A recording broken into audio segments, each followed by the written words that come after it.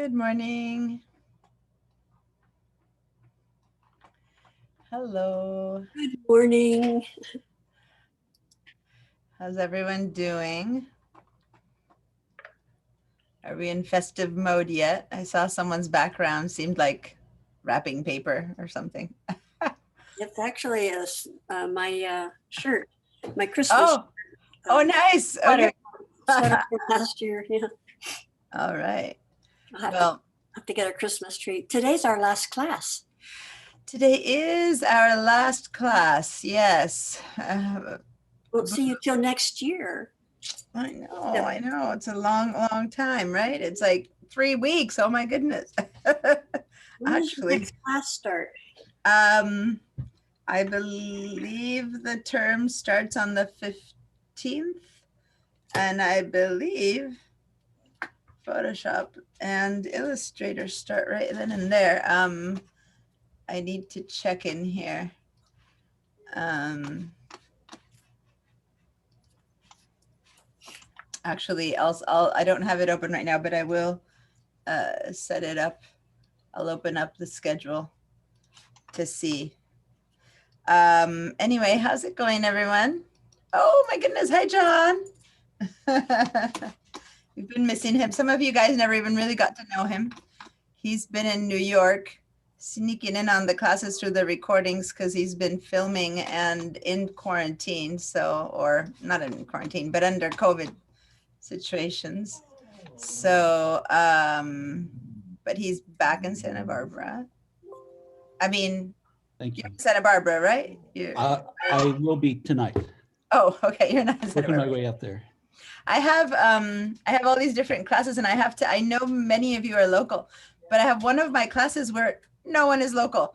It's one of my credit classes, and everyone is from everything from Long Beach through to Lompoc, and not a single person is local. And it's one of those things where you go, okay, the COVID, online, there's all the good and the bad, but the thing is, a lot of people have been able to participate that would not have been able to do it otherwise. So there's some things to consider. So now I don't just make the assumption that everyone's here.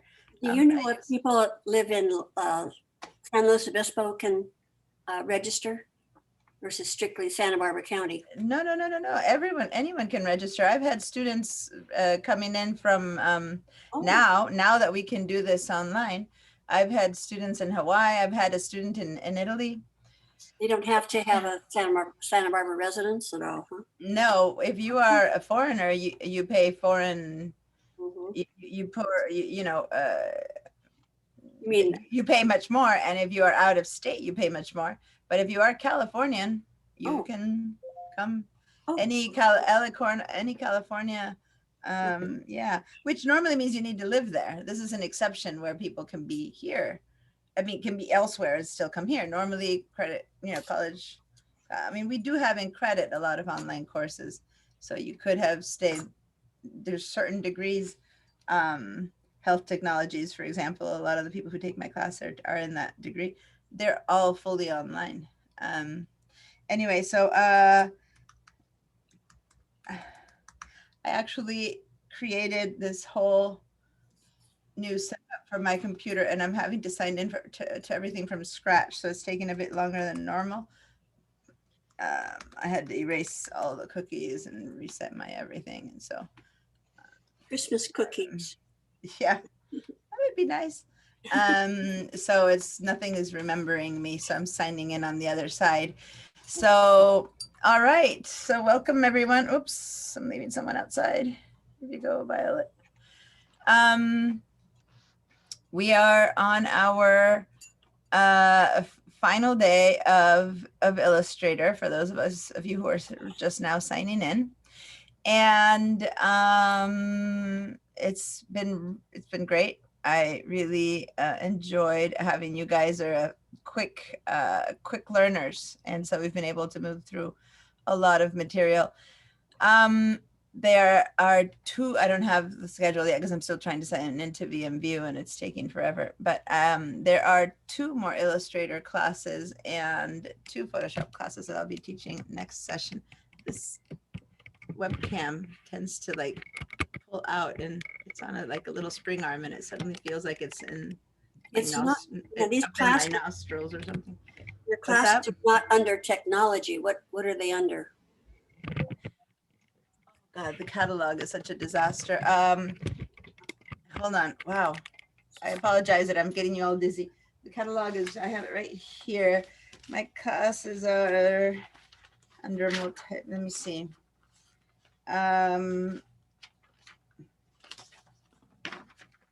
Never easy to find, but I'll find them somewhere. If you go to, I'm going through all the art. Okay. I don't know why I'm going through this area. Oh, there it is. So I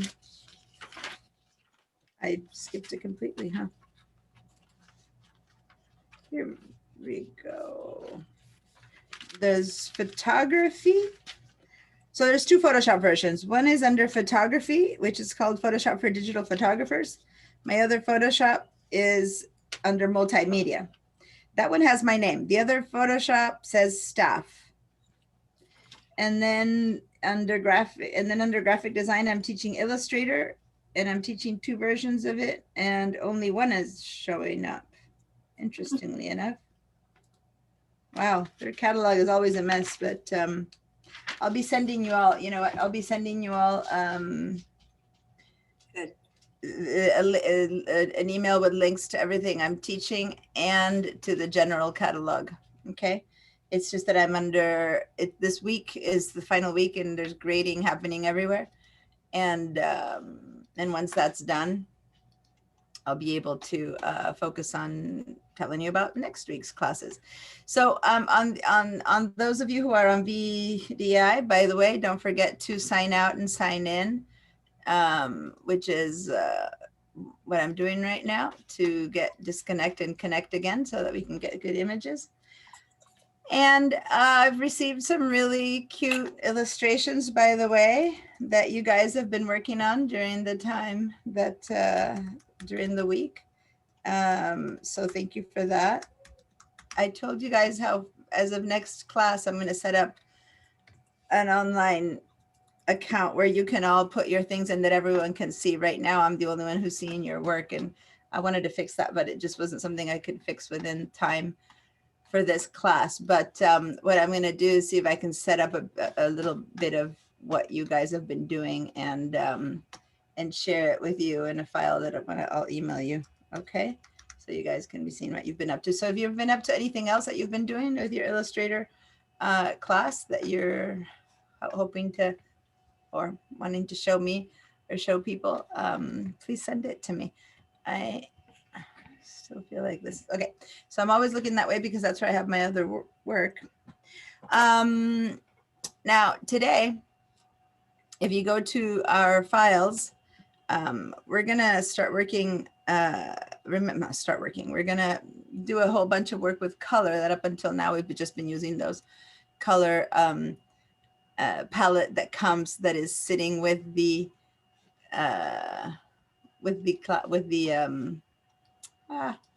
I'm having a problem here. Why is that doing that? Okay, that's better. We've been working with images that are that have been using just the default color palette. So we're going to work quite a bit with color. First, I wanted to say we ended up with that butterfly last week. Did anyone get a chance to fill it in and play around with different colors for that butterfly, perchance? No.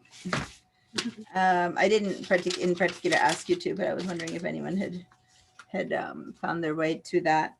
Okay, so we're going to be working on creating a couple of different color in many different ways, including something that has more to do with shapes, but that also gives us color. So let me start sharing this screen. And let's go ahead and open that butterfly. Now, some of you guys didn't do it and we don't have it. I didn't put it in the general. So let's not use the butterfly because some people don't have that yet. That's fine. Is anyone else, other than John, is anyone else here who wasn't here last week? Gigi, you weren't here Yeah. last week. Okay. So when we last week for the first time, I had people worked on a file that isn't on that I emailed directly to the people who are in class. So if you were doing this on a recording, which remember, if you missed a class, you should, you wouldn't have had that file. So whenever you have to do something that you don't have the file for, you can always invent something of your own and sketch something of your own. But today instead, let's start with something. Let's just start with, my screen doesn't want to share. There it is. Is it finally sharing? You guys seeing it? Yeah. I am trying to see you guys today. Wow. My computer is really slow today. It's been so good for so many weeks. In fact, we're having another power outage tomorrow. I think I'm having issues with the mouse. It keeps right clicking on everything instead of left clicking. This is driving me crazy. Sorry, this is not anything has to do with our class, and yet it is still becoming a problem. I hope I can make it work. Okay. So let's go ahead and say, oh, file open. And so those of you who have your files on your own computer, go look for them wherever you have downloaded them. For those of you who are with me in VDI, we're going to go to Google Drive file stream, share drives, and then we're going to go find the Illustrator shared drive. All right, class files. And we're going to go ahead and look for this one that says copy of creating lines, farm, and buildings, which is like the fourth one down or so. Okay, so I'm going to sit here for a little bit, make sure you all found it. Okay, and then we're going to go ahead and open that one up. Excuse me. Yeah. Deanna, did you send those to us via email, or do I need to go on the VDI to get them? No, this is, well, everyone who is working on their own computers has had to download these from the first class, and they have them there. But if you have been on VDI, then you go to Google Drive file stream. Oh, okay. I've So- downloaded the files. Then I'll just look for this one. Yeah, so if you Okay. downloaded the files and go to wherever you stashed them, if you Okay. didn't move them anywhere, then maybe they're just in your downloads. But if you put them somewhere else, that's where they'll be. Okay. Yeah, Thanks. you're welcome. Okay, so so here we have a little illustration. Has everyone been able to open it up? Give me a little yes. I haven't checked on the, let me put your participants thing here. Trying to see you all. There we go. All right, so if you all have this opened up, and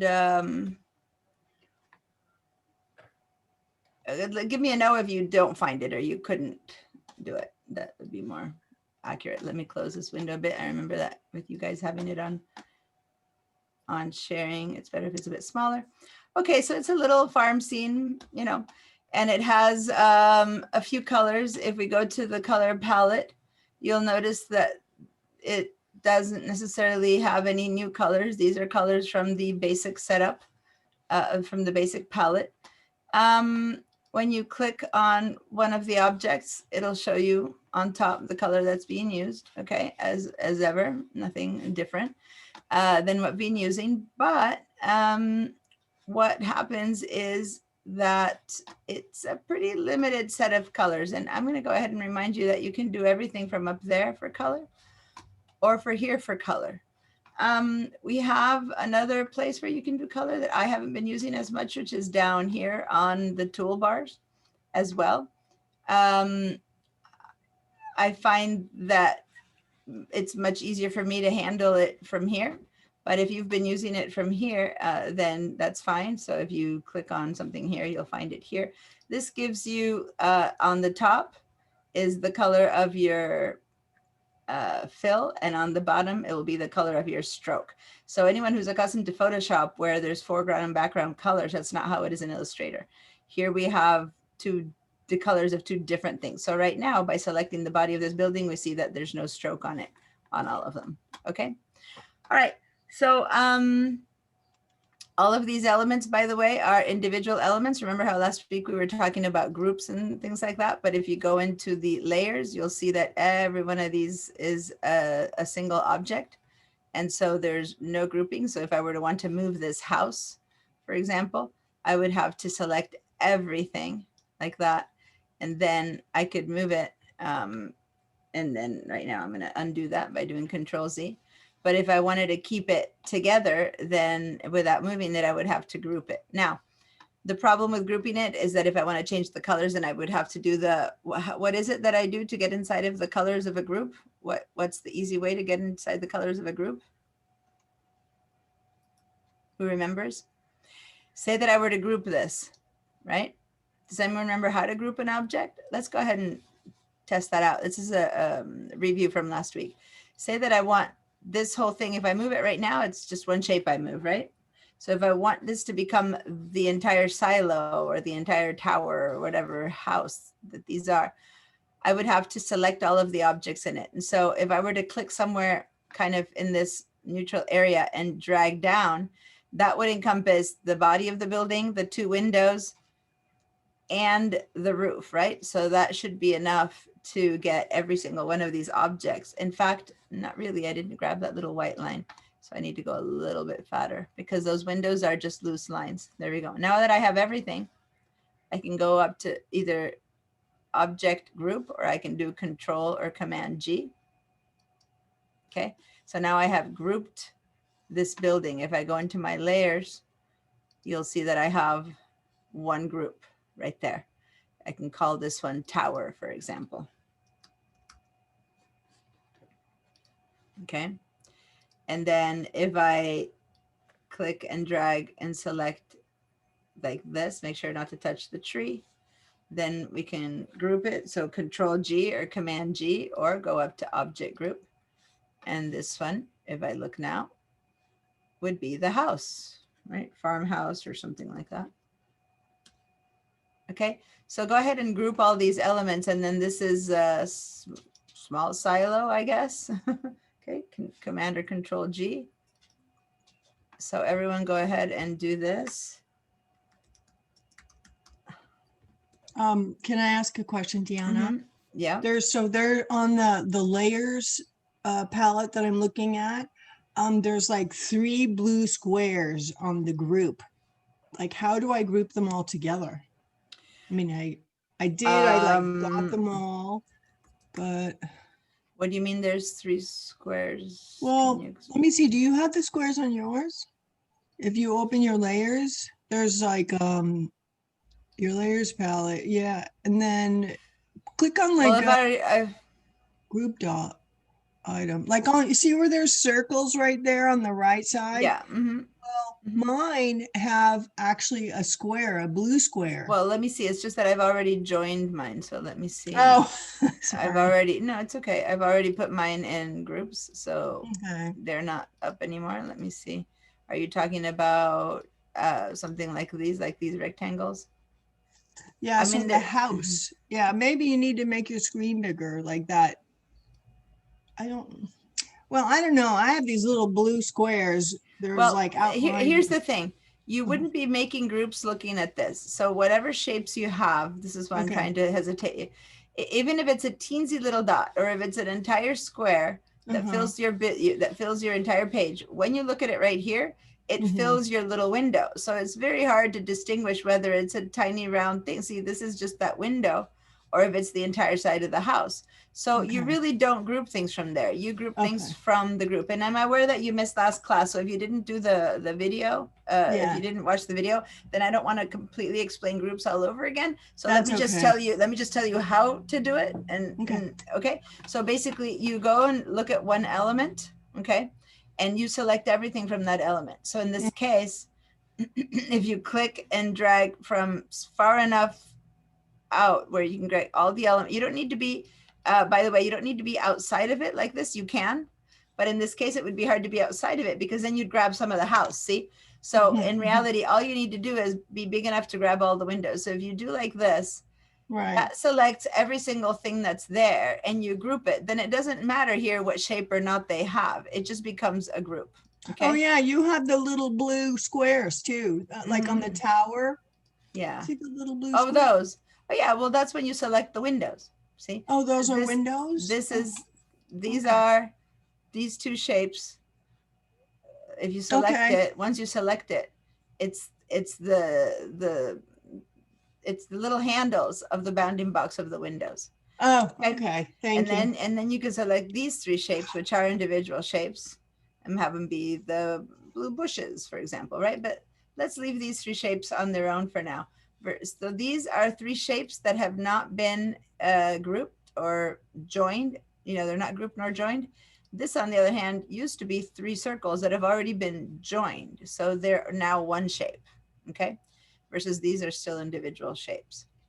All right. So I'm a bit concerned because by making us do groups, if you haven't seen how we work inside of groups, let me see. If it's hard for you to follow, we can ungroup them again. I need No, to. I'm good. I'm good now. And did you right. want like all the silos grouped as well? I mean, not together, but individually. Well, right now I put a big silo, small silo, house, and tower. Okay, And great. then, I'm and good. I'm then- tracking now. Okay, Thank and you. then this leaves the tree. And then these three I have not grouped. Okay, but this would be that the little bush there. Let's go ahead and group them since we're doing everything as a group. Let's go ahead and group everything, which is truly how you would, you know, be working on things. Little bush. Okay, so now basically we have all of those hundreds of objects that we had that were loose objects now have all been kind of contained in a series of groups that if I were to start moving things around, everything would move as if they were one thing, right? Now I'm going to do Control Z to bring them all back into place. But now I don't have to be sub-selecting everything each time because they are already their individual shapes. But that becomes a problem if I want to color this, because if I want to color this and I go over here to where it says color and here I have a big question mark. Because there's now that wouldn't happen if I go to the bush because even though it's a group, all three elements have the same color. But once you have a combination of colors, 2 or 3 colors, you get a question mark. And if you click on it, you're allowed to make a choice. But if you make a choice, every single thing, because it's a group, turns into that color. See that? So I'm going to undo that, but I want you guys to test that. If once you've grouped something, anything you do applies to everything, right? So I'm going to undo that once again. Stop me if you have a question. Other than that, I am going to want to change some of these colors individually. So does anyone remember if I wanted to just change the color of this round circle? How did I do that? Can you speak up? You go into isolation mode. You go into isolation mode and the fancy word, all it means right now is you need to do what with your mouse? Click. Double click. Oh, double click. Double click. So I'm going to target this circle and I'm going to double click on it and see how everything else kind of goes ghostly, so to say. And I'm inside of isolation mode. I'm inside of my small silo group. That's not enough. I need to isolate that round circle. So I double click again. And now it's blue and even the rest of the silo is gone. And this finally has a color. Now I'm at that object. Now I can change the color of that object. So I can go over here and make it red, for example. Now, how do I get out of this mode? How do I get out of the isolation mode? If I want to change the color of something else.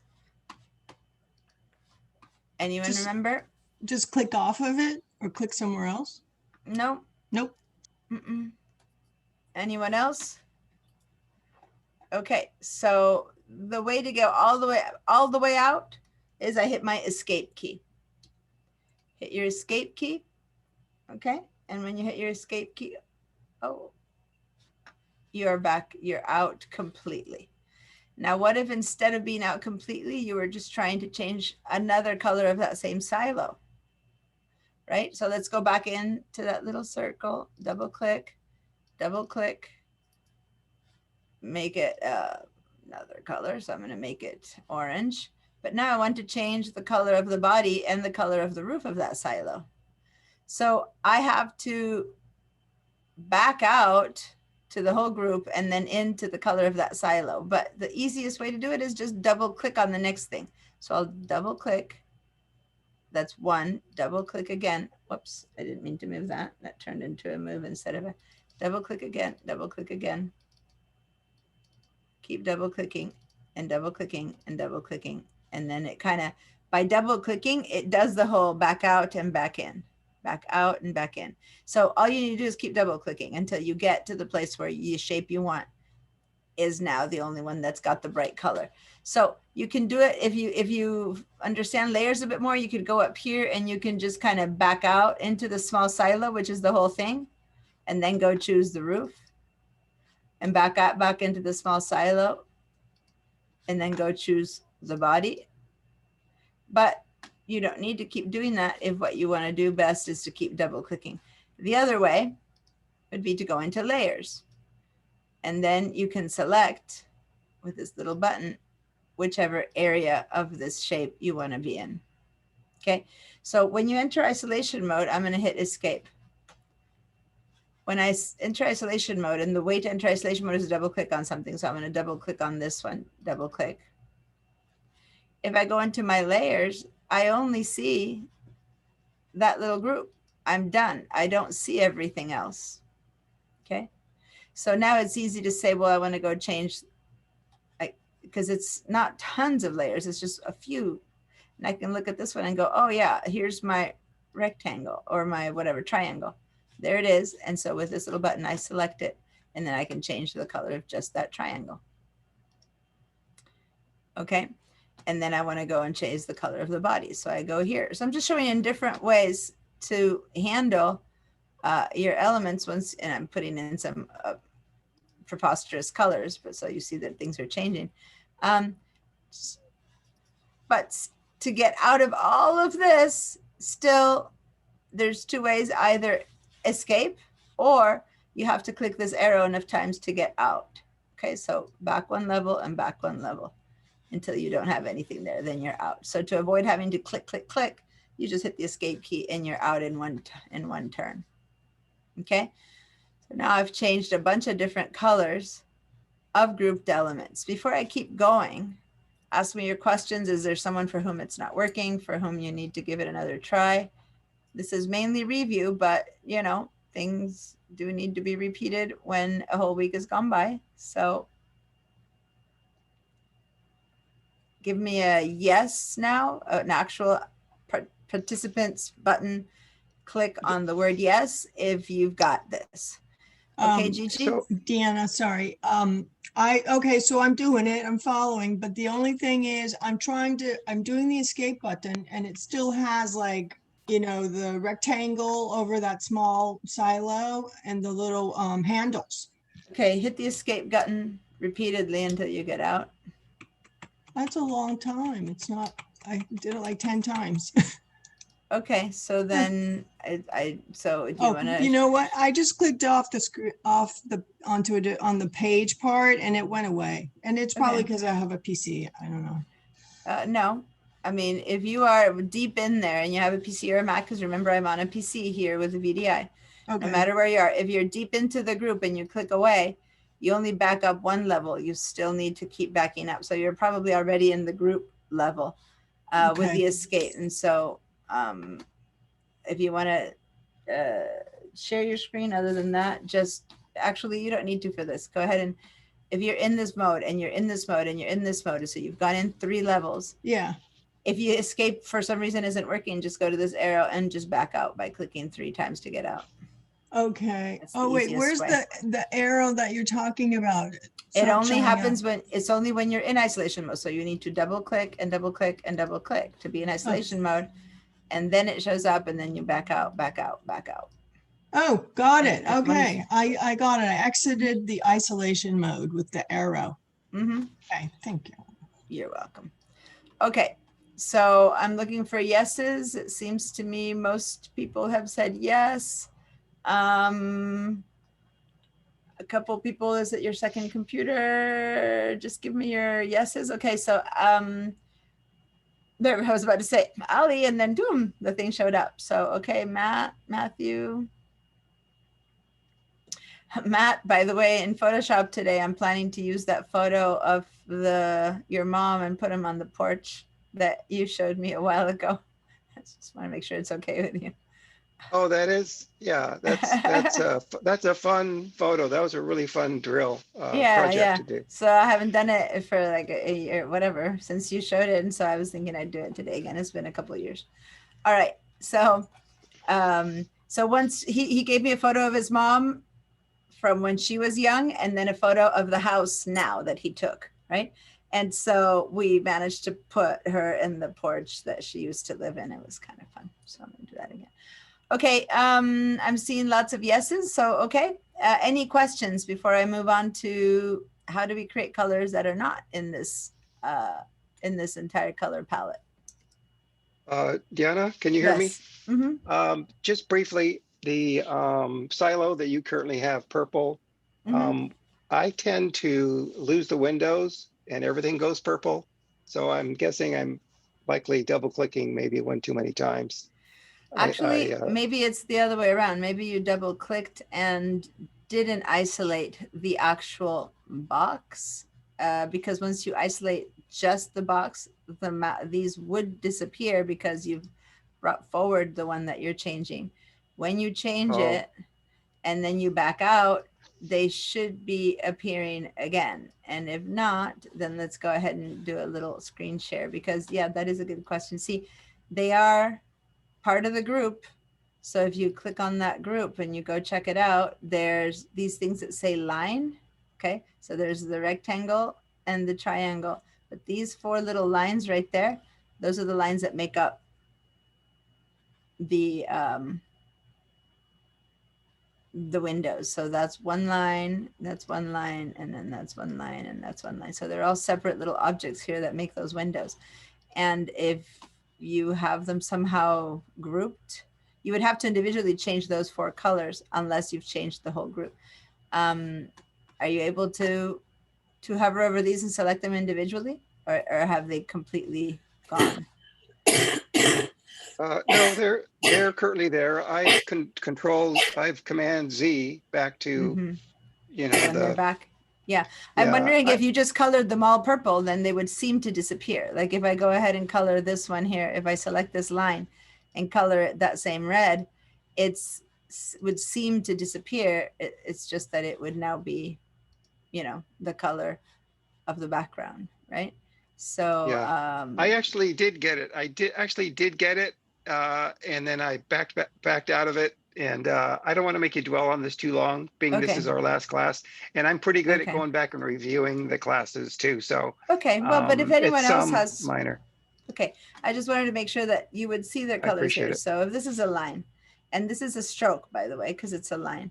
So see how it has no fill? So if I go into the stroke and give it the same stroke color, then suddenly that window seems to have disappeared, and it's because now it is stroked with the color of the background. Okay, so you need to, and so I'm just saying that could be a reason why it looks like it's disappeared, because maybe when you colored it, your group maybe only was these three things instead of the roof. So that's how you, so anyway, I'd like to see your tower group and see if those lines are part of that tower group, or if the roof is missing, in which case when you change the color, you changed it all.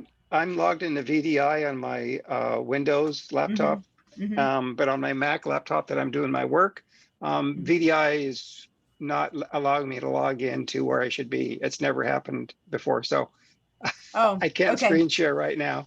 For some reason, I end up at this strange screen on VDI. So that's interesting. Okay. All right. So work on that, because if you have something else you really want to ask me, I'd like to be able to help you. Okay. Okay. All right. So I'm going to go ahead and give these colors the colors that they used to have again.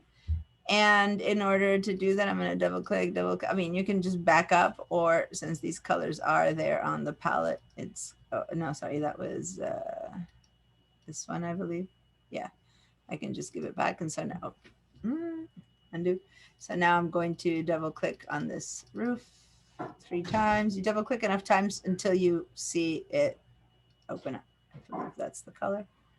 And then that's it. It's just those 2 things. And I think I have this little triangle. So I'm going to double click, double click, double click, double click until I get back to blue. And that was just like, I didn't need to do it that way, but I was just doing it to practice all of my double clickings in and out. And I got back to the original colors. You could also just undo, undo, undo.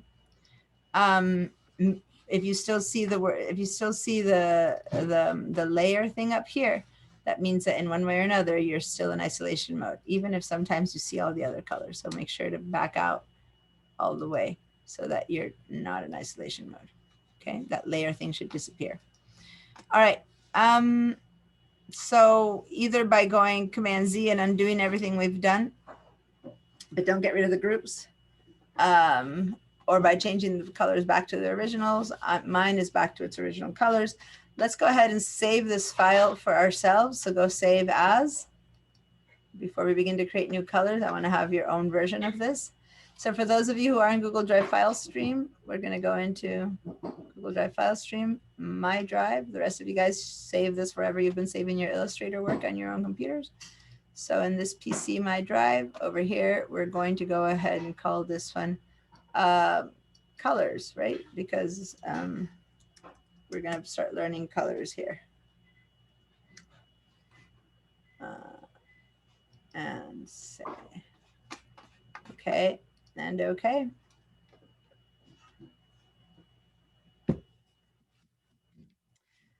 It's funny, I was freezing this morning and it wasn't that cold, but I was freezing. So I turned on the house heater and now the heater has a vent right above me. And so suddenly it's like, okay, when it turns on, I'm boiling and then I'm freezing, then I boil and then I'm freezing. I'm going to see me tuning things on and off quite a bit. But right now it's on and it's like, oh, tropical weather. I mean, not that we turn it up very high, but when it's right above you. All right, is everyone here? Stop me if you're not. Otherwise, I'll keep going. All right. So we're basically, the whole conversation was how do you move outside of this basic set of colors? Okay. So over here, this is always showing up as a default. For it to show up here, you have to have selected an object to have the colors show up here. Okay. So that's why for now, because I don't need to necessarily have something selected or not, I'm just telling you about colors. I'm going to go to this one. Notice that when I scroll up or down, and in fact, you can grab from the little bottom corner. If you see the little bottom corner of this palette, it has like a little triangle of dots. You'd have to have really good eyes to see it. But when you put your mouse in that little triangle of dots, that means that you can make things bigger. And no matter how big or small you make this is all the colors that show up. Okay.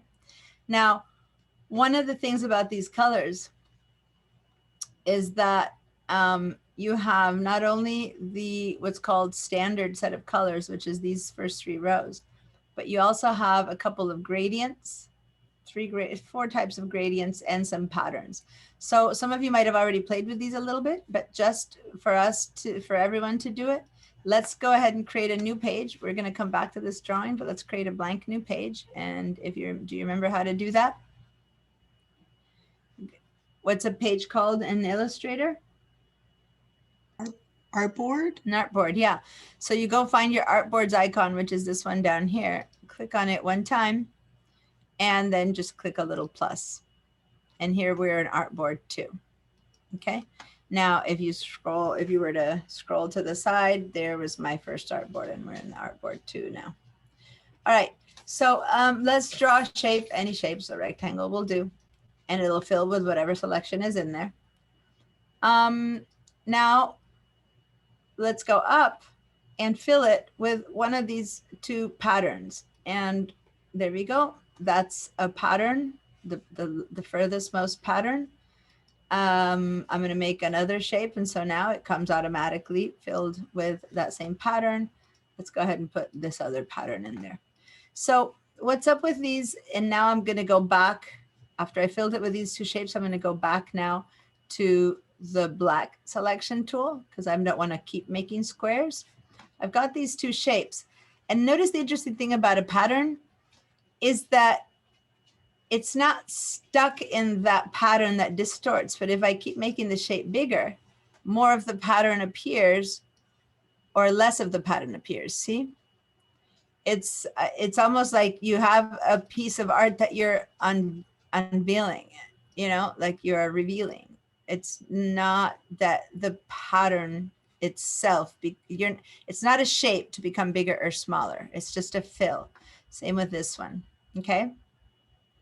So if you have a pattern, at some point, these patterns have been created with one set of shapes. So for this one here, if you pay attention, it probably is like a flower or a star or something like that. And that you could end up seeing, there we go, the whole thing. If you keep going, you know, depending on how big I get it, I'll be able to see that whole shape. But they're set up in a way that they repeat themselves. So you'll never get to the end of it. All right. Anyway, so now I'm closing this up a little bit more so that you can see. Excuse me, Deanna, mine's yeah. not working. It's stretching the pattern. It's not revealing the pattern.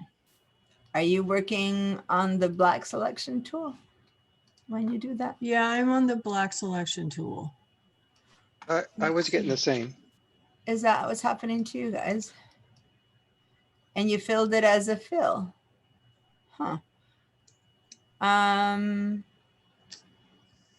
wonder what, I'm on the same VDI that you guys are. So what's the difference? I'm trying to figure out what the difference might be. You made this as a shape, as a black shape. Yes. I don't need to have you share with me because I understand what you're saying is that it fills, but I don't know why yours is behaving that way right now. Interestingly enough. I can try it again. Let me see. Let me just see. I'm going to double click. Oh, that's pretty. Yeah, this is the tile. So I'm actually showing the pattern right now itself. I'm trying to see if there's a choice here. Size to tile to art, move tile with art. So maybe those are not clicked for you. So let me show you what I did. So go to the pattern, go to this area and double click on that one pattern. And that brings up this box. This is all I can think of. Okay. That these might or not be checked for you.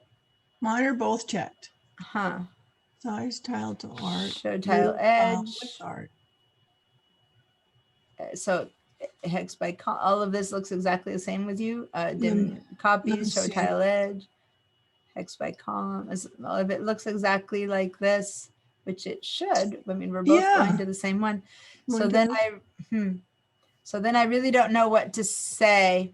Okay. You know, this is black. These are the settings for that tile. So whoever designed this pattern, right, created a pattern where they've made this shape and they've set it up, and we're not going to be creating our own patterns. So I don't want to get into the details of it, but that's where you would change the way the patterns work. And if you don't have any differences, then I don't know why yours is working differently. So for now, just see how we're in an isolation mode of some kind. We went into the, so click backwards on this arrow to get out of it, just like we did with isolation before. Okay. Hi, Paul. I know I let you in, but I haven't looked that way yet to see you. So now that I see you. So we're in a file called, go to the files that we open, and the file's called, it was in our class files. The original call was called copy of creating lines, farms, and buildings. That's the file that we have open up. Do you find that? I'm asking Paul. You see that? Yeah. Okay. And then that's that we left behind in page 1. We're going to work more with it. But right now we added an extra artboard and we're in that mode. Okay. Let me know if you need more help catching up. And then while I'm explaining some things over here, all we did is we selected each one of these little guys and grouped one individually, right? So if you go into your layers right now, you have a series of groups, which are the bush, the silo, the tree, the house, that kind of thing. It's okay if you don't do that though, but just telling you what we've done up until now. All right. Is everyone else's pattern? I want to know if the majority's patterns are behaving like mine or like Gigi's and Matt. I think you said yours is doing the same thing, right? Like, is it reshaping and distorting when you shape your thing again? Is that what's happening? Okay, give me a It's vote. It's stretching. easier. Okay, so if it stretches, give me a yes. If it doesn't stretch, give me a no. So like if it works like mine, say no. And if it works stretching itself, give me a yes, just so I have an idea. Paul, I'm going to silence you because there's a lot of ambient noise around you. There we go. Okay, so give me yeses or nos. Wow, so it's a bit of everything. Huh. Okay. Mine doesn't work. When I click on the palette for the design and then Yeah. I stretch the image out, nothing appears on my screen. You know what? Can I work with one of you guys for a second? I'm going to stop my share. I was going to say I have to look it up, but let's first see if I can. Violet, do you want to share your screen for a second? Yeah. If I can't figure it out with one of you guys, then then during break, I'll go and try to research that because that would make a difference. Deanna, I just went into the Yes. rectangle and there's like a chain next to, width height, and it says Yeah. constrain width and height proportions. Would that affect anything? No, nothing. Oh, okay. Okay, so you're making your shape. And you filled it with a color. Okay, now go back to your V or selection tool. I was gonna say, just kidding. This didn't happen. Oh, go to the black selection tool. Yep. And now stretch it. Now grab one corner and stretch it out, and let's see what happens with you. It fills more. So yours is acting like mine. Okay, so I'm going to stop you. Anyone for whom it's acting differently than me? Do you want to share really quickly? See if I can troubleshoot it. Any one of you for whom it's stretching? I can. Mira or okay. Pilar. Pilar, do you want to do it? I'd like some people who aren't participating all the haven't time to give it a try. That's fine. I'd haven't rather someone else. All right, go ahead, Gigi. Go ahead and do it because you have that thing. So that thing happening. So go for it. Just All show right, you. someone else could do it, but I Oh, will do okay. it. Good. Mira's Yes, okay. no, someone, I don't care who, someone for whom Okay. it's stretching. And if it's going to be Gigi, go for it. The first one who's share gets it. Okay. All right. So select your shape. No, the existing shape, right? So go back to the black arrow tool. Okay, you're making a new one. Just this one, yeah. Select it. Select the brown existing shape that you have already now with that tool. Yeah. Mhm. And now grab one corner and pull out.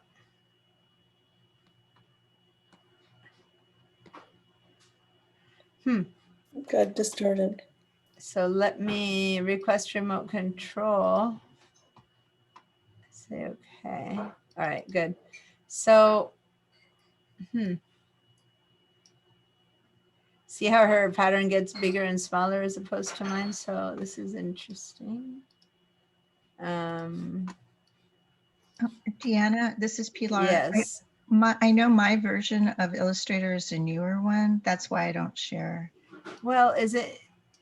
But it does this thing, same problem. So I don't know, that might be my reason. Well, like it's 2021 because the one we're using is 2020. Is that what you mean? How much newer? I don't think anything's. I haven't read anything has I changed. don't know. That's the only thing I can think of. Yeah. Because mine kind of created without me realizing.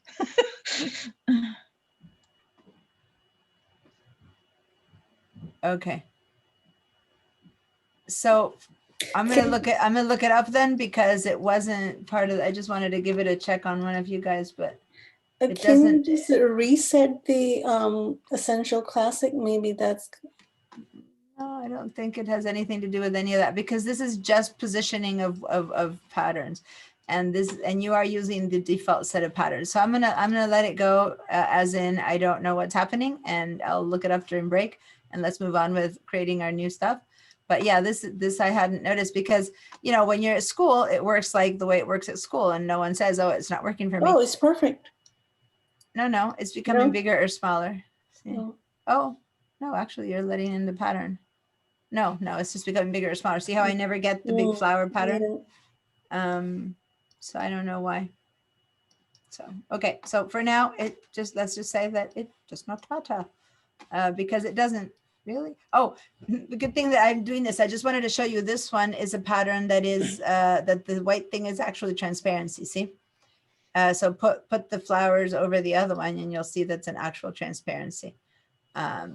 And you can have patterns that are full or that are transparent, but this one is a transparent one, and you'll notice when you try to put one over the other. Okay, I'm going to stop your sharing and I'm going to keep going. And I'm going to research why that might be happening. And I highly doubt it has to do with the because this is how I've used Illustrator for years, and it's always been this way.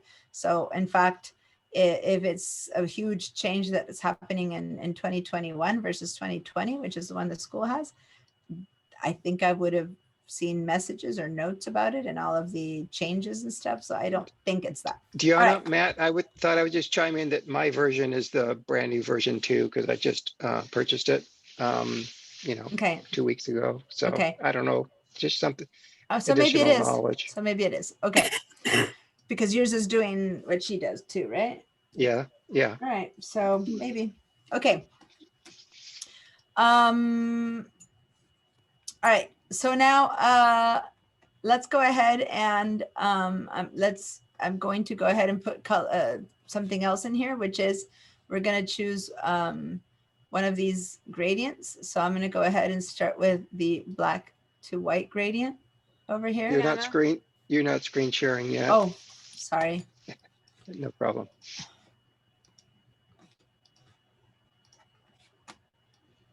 Okay. So I went ahead and selected and clicked on this black to white gradient, and I'm going to select the other shape, and then I'm going to put this colorful gradient. Oh, sorry, and the other shape, and put the black to white gradient. Okay. So these are two preset gradients that come. Now this black to white is truly black to white if you put it one on top of the other, or let's bring this one to the front, actually. Move it up. You'll notice that black to white is truly white. There's nothing transparent there. Okay. I'm going to make one more circle, and I am going to fill it with the one that's called fading sky. That's white, blue to white. And if you look at that one, let people in. If you look at this fading white, it actually is transparent. Okay, so there's different type of gradients set up there. So I'm putting a big one underneath so that you guys can test out that there are different kinds of gradients. There's the ones that go to from a whole range of colors, from one color to the next. There's one that goes literally a black to white, and one that seems to be blue to white, but it's really blue to transparent. Okay, so those are the three gradients that show up to start with, and there's one more. And I'm going to make one more box. And this one last one is that guy. It's kind of like a vignette type of shape. And this one is also black to transparent. Okay. So go ahead and fill each one of these. And I'm using the colorful one underneath so that you can all really get to see the effects of when is it white to transparent. So I just make 4 boxes, fill them one each, and then drag them around. If one of this ends up on the bottom, then you can remember, go to the layers and just drag it up, because so if it's above, you can't see that effect. So go grab the one that you make orange and drag it underneath the other 4 so that you can see them show up whether they are or not transparent. Okay, so now I want to teach you more about making new colors and new gradients. because these are sample gradients and sample colors, and there's a lot more variety that's available. So first I want to make sure that everyone got here where you've tested one of each of the preset gradients.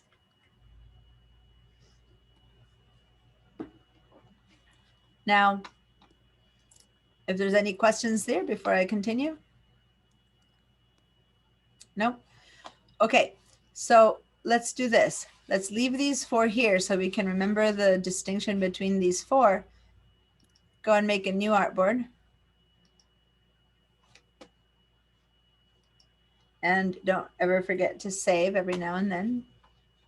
And now let's make our own gradient. The easiest way to make our own gradient is to start from a gradient that already exists. So of all the gradients there, let's make one big rectangle now. And of all the gradients there, the last one chosen is what's going to go. Let's fill it with the orange one, the one that's colors from one end to the other. Okay. And before I start working on making a new gradient, I want to, yes, that everyone's with me. You have this one big orange, yellow to orange filled gradient in front of you waiting for me to show you how to work with these gradients. Okay. Now, let's say that I want a color gradient like this one going from full color to full color, but not this one. I want to make a new one. So we're going to make a new one. We're still going to be working with colors that exist in our palette. So I'm going to go over here to this little box that shows the gradient and double click on it. Sorry, single click on it. And then to this one here and double click on it. Oh, no, go down to the gradient. It used to be you could double click on it. Now you have to go to the gradient options.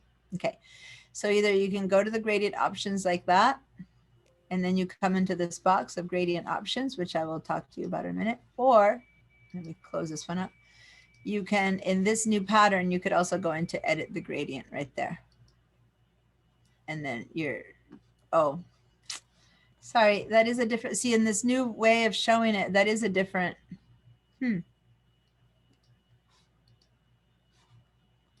It used to be, you. Let me just see why it's showing me a different palette. It's the same palette, but one overlaps the other. Okay, so either you go to gradient options there or you go to gradient options here. It's just that once you're in this gradient options, okay, you have to click on these 3 little dots to see it. So both ways you have to click the 3 little dots, click 2 things. So let me back up. Let me just walk away from this. Select it again, like so, deselect, select it again. And how you get into the gradients is either the quick over edit gradient here, or you go to the color and you go to gradient options there. But then you still have this palette in the way. And this is the part that's kind of strange. And you need to click the color to make it appear. So this was weird because this stayed in the way, right? So you have to click on it to make it disappear. And then you're in edit gradients. Okay. Or you click on edit gradients and then you click on this little dot to open this palette. So either way, you end up in this palette, which is the one I want. So I showed you 2 different ways to get to this palette. Now this one was new to me, which is why I didn't show it to you the first time. When you're there, you end up with this box. I'm going to put it here so it's easier to distinguish it from the rest. So I'm going to go with this one, but I don't care if you have it here, or if you have it in here. I have space, so this one works better for me to distinguish it for you from the other stuff. But if you don't have much space, then using it in here is a better real estate kind of use of your space. All right, so here's your gradient, right? And is everyone in this box one way or another, either through here or through there? Then notice that there's many different color stops to this gradient. We thought it was just yellow to orange, but in reality, whoever made this gradient chose 1, 2, 3, 4, 5 color stops for this gradient. Now, before we start making our own, let's see how we play around with this one. So you see that there's a series of round things here, and then there's some triangles up here. So watch what I'm going to do. I'm going to first work with the triangles. Between this color and this color, there's a triangle here. If I move the triangle, pay attention to this color, what's happened. If I move the triangle to the right, I get a much bigger bunch of that first yellow because the transition doesn't happen from that yellow to the yellow until almost the end. If I move it to the left, between that yellow and this yellow, I barely see any of the bright yellow. If I put it right in the middle of these two colors, the transition goes halfway with each one. Same with this. Between this yellow, this, still call it yellow, and the orange, I can make the transition of it between that color stop and this color stop be more or less intense, or have it be in the middle. So this triangle affects where and how smooth our transition is going to be, okay, between the colors that we've chosen. But what if we actually want, I ended up making an extra color here. What if I want to move my color itself around? What if I want to move my color all the way here? And let's bunch up these colors. And then I can make much more yellow up here before the transition stops. Or I can make very little yellow up here and have a long transition between these two colors, okay? Or I can decide that I'm going to move all of my colors all the way here, and I'm going to have a really long transition between the yellows and the oranges. So see how I'm just kind of playing around with that's what exists. So even the same transition without making even new colors will appear differently. What if I have a gentle transition, a quick transition from these two, a quick transition from yellow to yellow, and then a very long transition of the oranges. Anyway, so you can play around with these all you want. You can also say, well, that's too many colors. Why don't I just go and transition from yellow to red? Why do I need to be putting all these other colors in there? So I can select it and hit the delete key on my keyboard, or hit this little trash can, and there we go. I've deleted one of the color stops. Now I'm left with these four, which I'm going to delete that one, and I'm going to delete that one. So next thing you know, I'm left with yellow and red and a gradient slider that moves it from one end to the other, which in this case, I really think is pretty much the same as the other set of colors. So I'm not sure why they needed 4 color stops for something that could have been done with 2, personally. But anyway, what I did is I got rid of all the other color stops by selecting them, and then the trash can was live at that point. Now we don't want to delete the other 2, or we're left with a single color, right? Now, what if I do want to add another one? What if I wanted to add a color in here?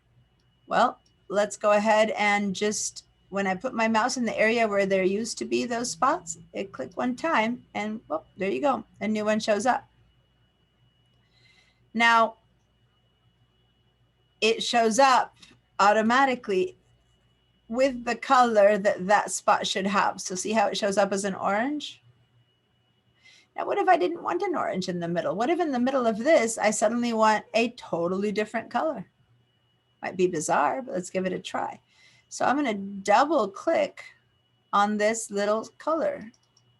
And when I do that, I get a choice to turn this into anything. What if I turn it into a green? What if I turn it into a blue? See, it's just that middle spot. What if I turn it, those would be the ones that I'd see the most if I go, purple or green or blue. Once I start putting an orange or a yellow, then it becomes, so I'm going over here and I'm going for something totally different. Okay, to give you a very different tone. So now I've got 3 very different tones in this gradient. And I can move it over there and decide that I want something else over here. So I'm going to click on it. And when I first click on it, it becomes the color it's supposed to be based on the gradient. And I double click on it, I can bring it in as a different color.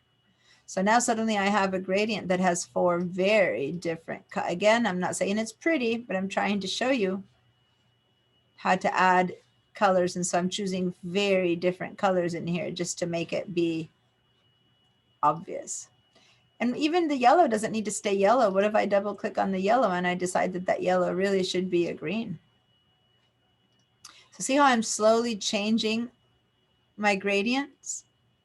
And again, I might want more green, less green. And for that, I move the triangles in the top. If you want it to be really smooth, you would probably keep your little round diamonds in the middle if you have a reason why you want it not to be smooth.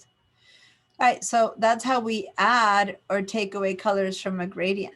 Any questions before I keep going? I want everyone to have their gradients all definitely not be the original gradient anymore. I do have a question. Yes. When I click on not the color gradient, but the top one, the one that you get to decide how many different gradients there is, and I try to delete one, it won't delete.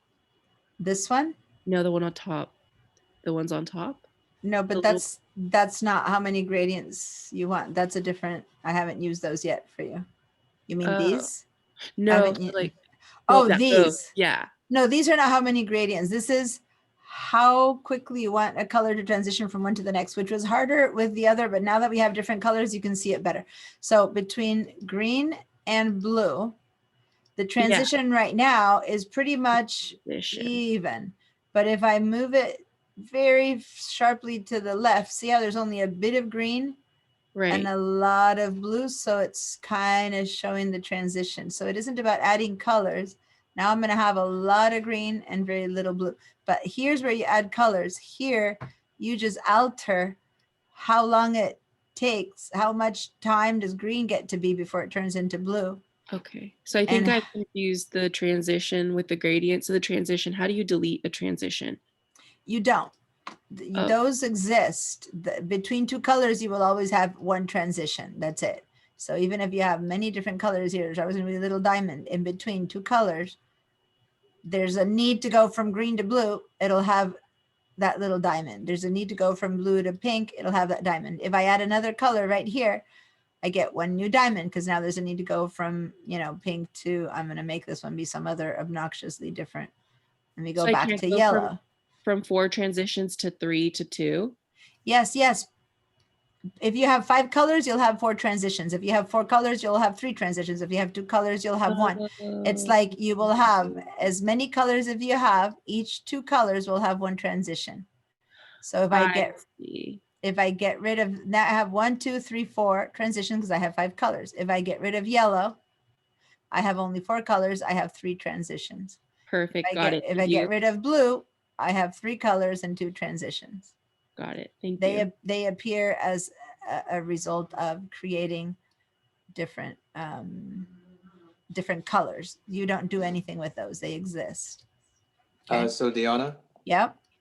for the sliders, there really is no way to hide them, right? So what is the best way if you wanted a certain color not to kind of change quicker than the other? Do you move it more to a certain point so then it's not seen as like a drastic change, or how do you exactly do that? Because I'm kind of confused right now. Okay, so if you want a smooth transition, the colors will have to be much more natural, like here, what it would be more natural for a purple to turn into a red. And you can have this color in here or not and let the computer choose the transition, right? But if you really wanted that color there, I'm going to go Control Z. Then if you want less of the purple, more of the deep purple, but less of this pink, or if you want more pink and just a bit of red, you just have to approach the pink to the red because I want less red, and see how that leaves less red there. And a lot of gentle transition from deep purple to bright pink and less red. And then even then I can keep moving this over a bit more and a bit more. So I'm left with just a little dot of red at the end, right? So you just kind of move these until it fulfills whatever need you have. The less color spots, the smoother your gradient will be.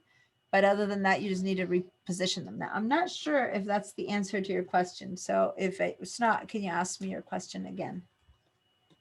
Yeah, so I guess what's more subtle in terms of the color change is it moving the shader around, or is it the slider that's more subtle in terms of like the color sort of like transitioning into what you Well, have right now? it's just that you just need to watch it because it depends on your color. This color is kind of a natural color to do a transition, so it's easier for it to be smooth. Okay. But if this color were, say, green, where Oh. it's between, then you really see how off I am at top, because you really see the little bit of red and the bunch of green that doesn't even seem to have for a long time a gradient. So then you need to smooth it out by bringing this in there. The more different the colors are, the more you need to play around until you see you manage to get a bit of a transition. So it'll depend on your intensity of colors. Right now I have very little darkness. If I want more darkness, I'll need to move this over, or I might need to say, well, I don't want this murkiness. Why don't I choose a color for this in between? So if this seems like it's going to be murky, maybe it's easier to click on this spot, double click, and choose a particular color that would, like, oh, there's some brightness there, and you add another tone, right? So right now I'm choosing from here, right? And in my example, I've just been clicking on this thing, and be careful. You can get some spots that end up with a lot of gray there. Now I've kind of lost that grayish that I had that I didn't like. And so it's a bit more colorful. Whereas when I left it to itself, between that deep purple and the green, I got some murky gray there. So by putting a color, I am now getting something that I'm liking a little bit better. So you might or not need a color, even if you thought you didn't, just because the transition between two colors otherwise would give you gray. So you just watch it. Now, here, meaning watch it as in you're creating, it's up to you based on how you move these things. I find that when the colors are in the middle, if you want smoothness, then the transition in the middle gives you the smoothest effect, but it might not be what you want. Maybe you want less red and more blue, right? Because so then this dark and light mix at different speeds, so to say. So the more evenly spaced out my color, so see here, I have pretty even spacing out here and pretty even spacing out here, then that's probably should be a really smooth gradient. And when I look at it, I go, no, this seems to be a much longer transition than this. And it's because of the way colors mix. So you would think if these are evenly spaced and these are evenly spaced, that this should be an even gradient, but it doesn't look even to me. It looks like there's much more of this than that. So then I have to fake it by saying, okay, then I'm going to move these over a little bit because I do want even, gradient. So if I want an even gradient, it seems I need to fake it to make more green, to have a bit more time for that transition to happen, and maybe move the purple over. So you kind of need to look at it. And now I think maybe I've achieved visually a more even gradient than before. But if you look at my colors, they don't look even here. Does that make sense, you guys? Colors blend together differently. Some go into each other much better than others. So you play around with this until you achieve the effect you're looking for. And if, see, I don't like this murkiness here. Maybe I want an actual orange or something. So I can click in here in that place and I can look for a better, a brighter orange or something to take the spot. So now I've been playing around with a different color, but there's also just these sliders that allow me to make it. So I want the gray that was coming up was murky gray. So I'm clicking up and I'm saying, I want brighter orange. So I'm moving this one up. So now I have a bright orange here in that transition. And I'm going to want to, I'm going to select this blue here that's different. And what I'm going to do is I'm going to put instead of inventing a blue color, I'm going to try to get a tone here that's not gray within that color. So I'm going to put my mouse in there, make that gray tone show up. Now I'm going to try to make it less murky. And that's by taking some black away. If it's by adding some blue to it. And so I'm going to use these sliders around a bit, which I'm about to show you a bit more of, to find a blue that adds itself more naturally into the mix without giving me that gray tone. So now that doesn't show that's a smoother gradient than the one I had before. Okay, so you spend some time here making those tones be as natural as you can. So again, there's no green there at all. There's nothing that would ever look good as green. I stopped selecting. I have to select my, so if I get rid of that green, I'm left with nothing like a green in here, but a murky brown that doesn't look good. So I put my mouse right in the middle of that murky brown, click over there, double click, and try to find a color here that, you know, works with a gradient. And so I'll make it either a brighter orange, or I'll go a bit more for, you know, for the green. I'll make it green. So you move these sliders until you kind of get the color. Now, if you're going for a different color, you're better off clicking here. It's harder to make a color with these guys if you don't know where you're heading. By the time you're done, that green that I just made blends more than the green I had before that was just a whatever green. This is a green that came out of the mix of these two colors, so it looks a little bit better. But you just need to keep your eye on it and decide what you want, really. There's no, you know, there's no science to it. There's just playing around with your colors until you like what you have. So, Question, Diana? yeah. Oh. So after doing all this tweaking of the colors, and sorry if this question's redundant. No.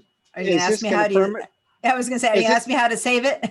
Because that's my no, next. well, yeah, is this going to be permanently changed, this gradient, or can you revert back to the default? Yeah. So here's the thing, after all this work, and I was just want to make sure everyone was there, but your question is the perfect question, because what comes next is, what do I do with this gradient? How do I save it? Well, how do I keep this gradient, right? There's a couple of different ways to keep this gradient. But most importantly, if you now, okay, so you worked all this time on getting this perfect gradient. If you don't save this gradient, it disappears. You need to save it as a new gradient that you made. You need to claim it. I have made a gradient that I've spent 45 minutes on. It's the perfect gradient. I am going to save this. If you don't, it's gone and lost forever, and you have to start again. So this is an important step. Okay. So everyone, be happy with your gradient. Okay. Just be happy with it, because I declare that your gradient is done. Whatever you've done is the gradient you have. And then watch, there's a couple different ways to create this gradient. I'm going to show you the first one. Since you're already in this mode of saving gradients, and you're already in this palette is what I'm trying to say, then see that little arrow right next to these gradients? Click on that arrow. Does everyone see this? It brings me my 4 original gradients. Don't click on them, because if you click on any of them, you turn it into that and you lose everything. But see this little bottom icon over there? When you hover over it, it says add to swatches. You click in there and you go, what happened? I don't know, it seems, but if you click over there again, now you have a new gradient has been made. And in fact, if you click in here, you'll see a new gradient has been made. It's your gradient. See that? So you needed to click on that, and now that it's been made, see how it's grayed out? I don't have the option anymore. I have now 4 gradients, the 4 that came and the one that I just made. Okay, did that work for everyone? If you click over here, you'll see the new gradient that you just made has deposited itself right there. I'm gonna get a clear all and have you guys tell me whether you all got a chance to save your gradient. You saved it to your swatch palette. You have a new gradient in your swatch palette. Yeah? Give me yeses, questions, or talk to me if you don't. I haven't checked in the chat today. I forgot so much. Please open your chats and make sure to sign into your chat. Say you're here.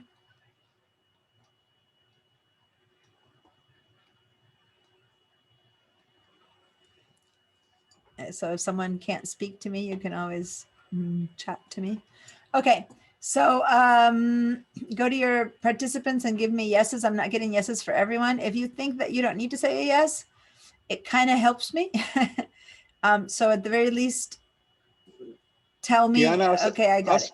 I'll speak up. I was just intently watching what you were doing on my other larger computer screen, and I wasn't doing, I was observing. So that's my answer. Okay, got it. Perfect. That way I don't have, but that's a good end. See, speaking it is faster. That way I don't have to keep checking and how come I don't have some answers. All right. So that's how you do it. Now, if I were to now change this, say that now I decide to go ahead and get rid of, I've 3 of these colors, and now I'm transitioning from blue to green, and I've made a different transition. This is a new gradient. If I look at that gradient, that's been saved that way. That is, see how I have a little streak of red in there? That is my old gradient. This new one that I made is again new and unsaved. And if I leave it, I will lose it. So I have to once again save this gradient. Okay. So now I'm going to show you a different way to save it. So that was one way to save it, is using all that. Another way to save it is going up to the palettes and just clicking on this little plus sign. And this time it'll ask me what I want to call it. And I might want to call it 3-stop blue to green, for example. So the only difference is I got a chance to name it. I can name the other one too, but I wasn't given the chance. This time I have, so once again, I'm going to show you what I did. I'll go to the palettes themselves, either here or here, to the place where I've been using my colors, and click on that little plus sign. It's confusing here because I have one on top of the other, so that's why I'm choosing to go to this one. It's easier to show you, but there's a plus sign down here. Click on that. By the way, if you have an older version of Illustrator at home, instead of the plus sign, you might see like a little page paper with a little dog-eared corner. That's been the new icon for Adobe, every program for the last 25 years. And for the first time now in 2020, it changed to the plus sign. So if you have an older version, look right here for a little icon of a dog-eared page.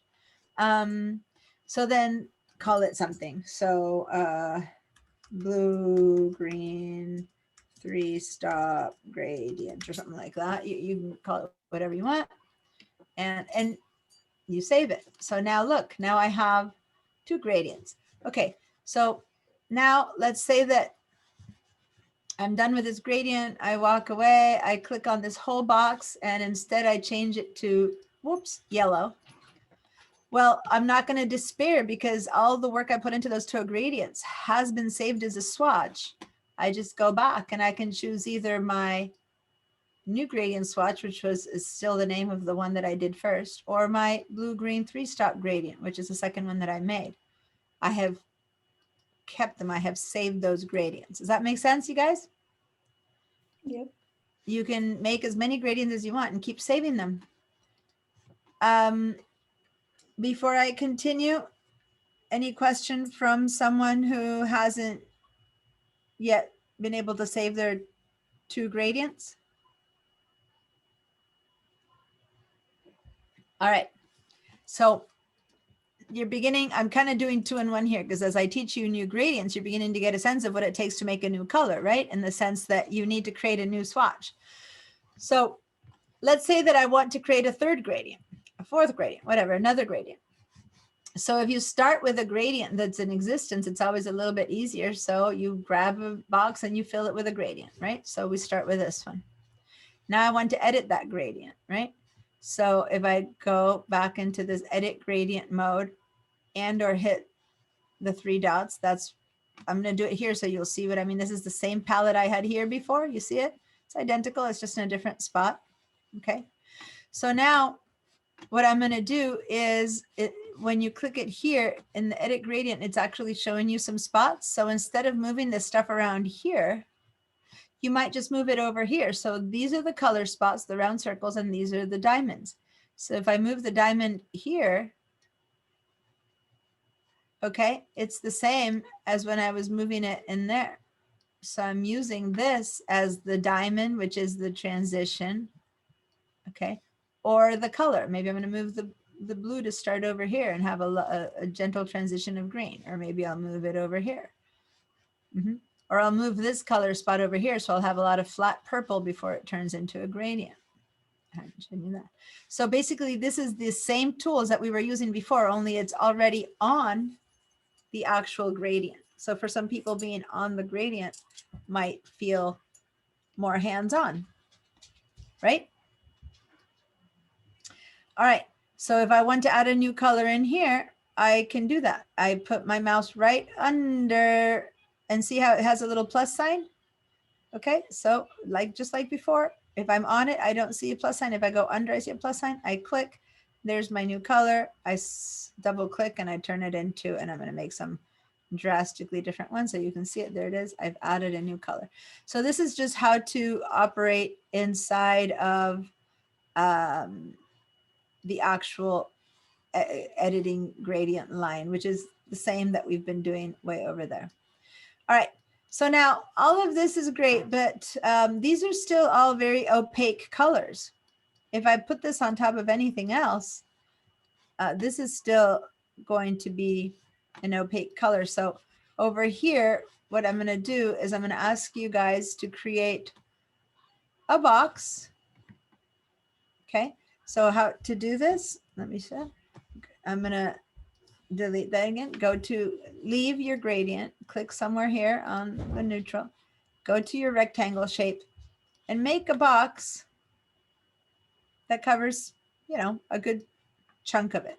Of course, it'll be filled at first with the gradient that you have. So you could go and change that to some one color. So I'm going to change that. Okay. And then we're going to make sure to put it under. So I'm going to put this one underneath. Why do I want that? Because I'm going to begin to play with transparencies. And I want you guys to be aware, just like we were over here, that a transparency is happening, which you wouldn't know if you're going to white. So here it'll tell us that, yes, a transparency is happening. Does that make sense? So now, how do we create those transparent gradients? Okay, so I'm going to grab a gradient, and this time I'm going to edit it by clicking over here in gradient options. Right? And get rid of that. So whichever you prefer. And by the way, if you want to bring that line to edit it in person, then you hit the little edit gradient there. But I'm going to stop right here and keep showing it to you this way. I don't know. It's the same. I guess I'll put it there. I don't know if it's more complicated to see it or not see it, but that's when you hit the edit gradient, you get that line. And now I have both options. And so now I want to make one of these colors actually be transparent. Okay. So I'm going to have to open this color spot.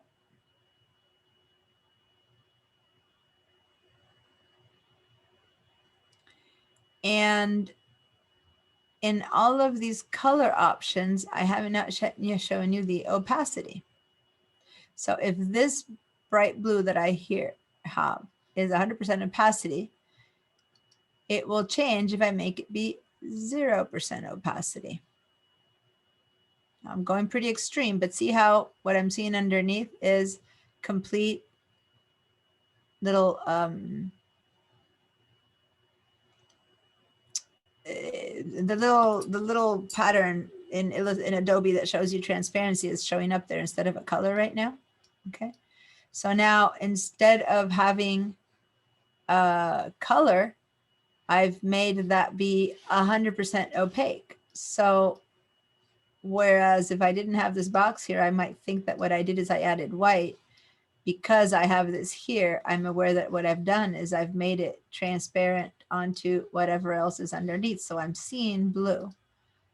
But if this color were to be bright red, then what I'm seeing there is red. This is truly transparent, not white. Does that make sense? I'm going to go back to this gradient. If I want this color not to be fully transparent, but I want it to have some color, but I want it to let some color go through, I'll give it a 30% opacity. Then it's a mix of this light blue with whatever red is underneath. And be careful, you can get some pretty murky colors with that. But now I've made a gradient that allows me to see either a light blue or a transparency with whatever is underneath. Yeah. So basically you choose the color and you give it the opacity you want it to have.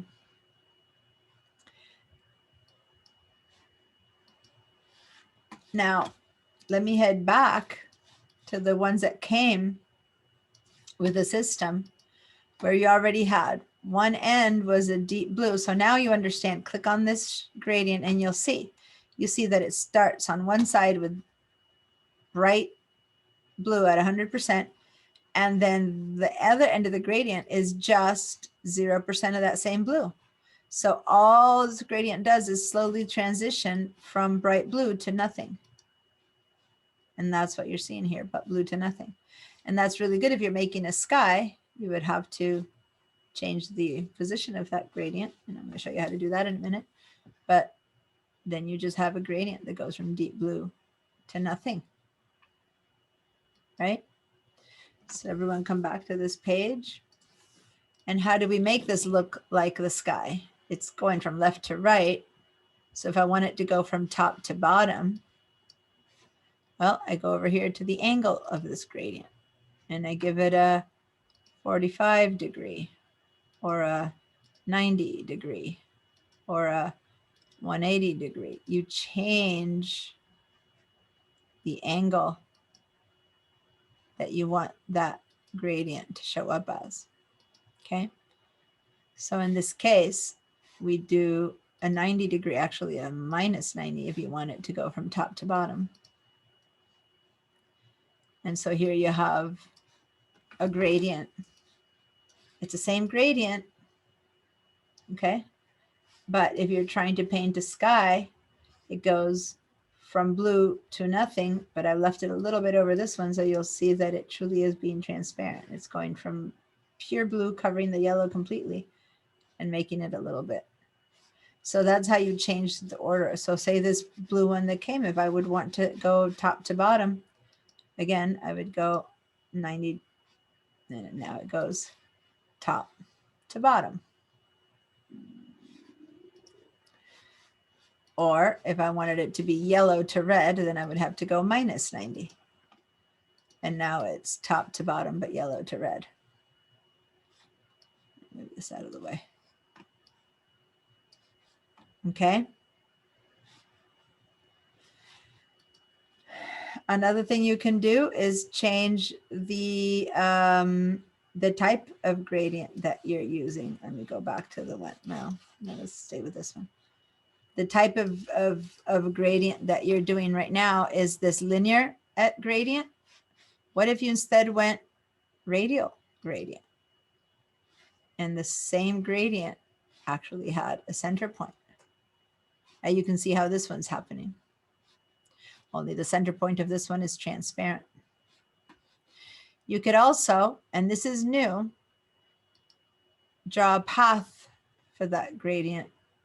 Not draw a path, but choose the spots for that gradient. So this one here, the third one, it's called freeform gradient or freeform gradient. You get 4 color spots, and now you get to say, well, I want the blue to be in the middle, the yellow to be over there, my transparent to be over there, and my blue to be over there. So now we're going with gradients with the same tools, but we are not having to have the transitions happen when I want them, rather, I mean, where they show up, but where I want them. So, and once again, the last kind of trend, when you click on the, when you click on the edit gradients, you get to move the color spots. Not only that, but with this circle, you get to decide how big to spread it. So I want the blue to spread further. So I made this bigger.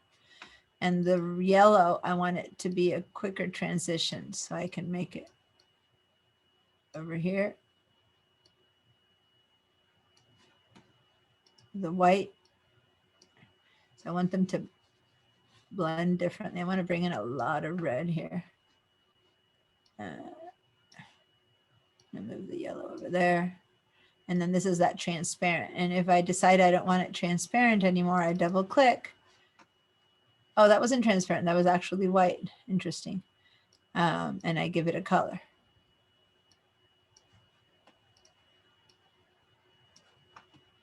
And then when I click away, there's my non-linear, non-radial, completely free gradient. Okay. Now, it's important.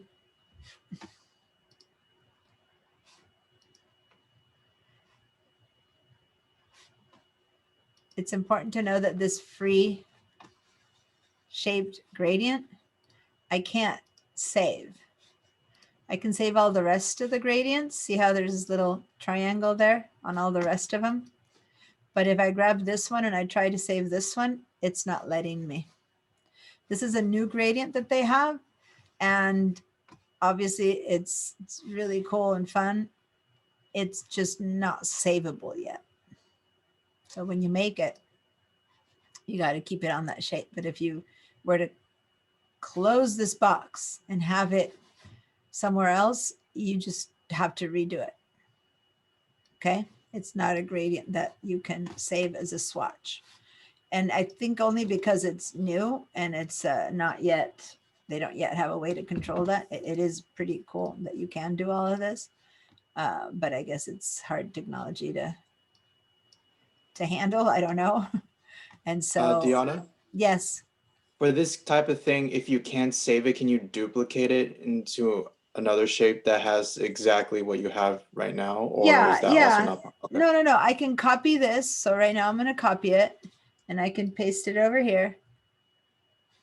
And the new one has that same one, right? Gotcha. So Okay. now I make it smaller. So that's fine for now, but you can't lose it because there's no way to save it right now. That's all. I'm sure that's coming. Yes. This is Pilar. Can you use that that little dropper to get the color? I forget, you know, in the tool. But you have to have it. If for some reason you close these two, there's no drop. You'd have to recreate it. Is all I'm saying. If you delete this box, I mean, if you do, if you do undo, you can still get it. But say you delete the box and you close the file. When you open it up, it's gone. It's gone. There's no memory of it. Okay. Does that make sense? Yeah. So, I mean, this is a really cool background for something, to write something on top or whatever, but you got to keep it alive because you can't, like the rest. I can make any old box right now.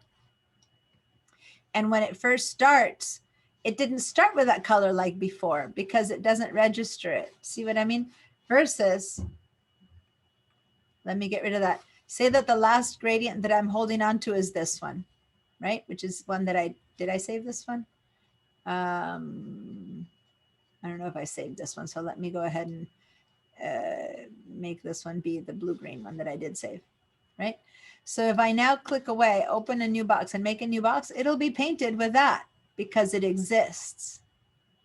But if the last thing I held on to was this one, right? Sorry, I keep double clicking into it, it gets me. If this is the last color I started with and I try to make a new color now, it shows up as empty, like it doesn't remember it. It can't replicate it. The only way to get it again is to copy and paste that one shape you made it inside of. Deanna? Yes, Mira? So the one you cannot save it, can you put it in the library?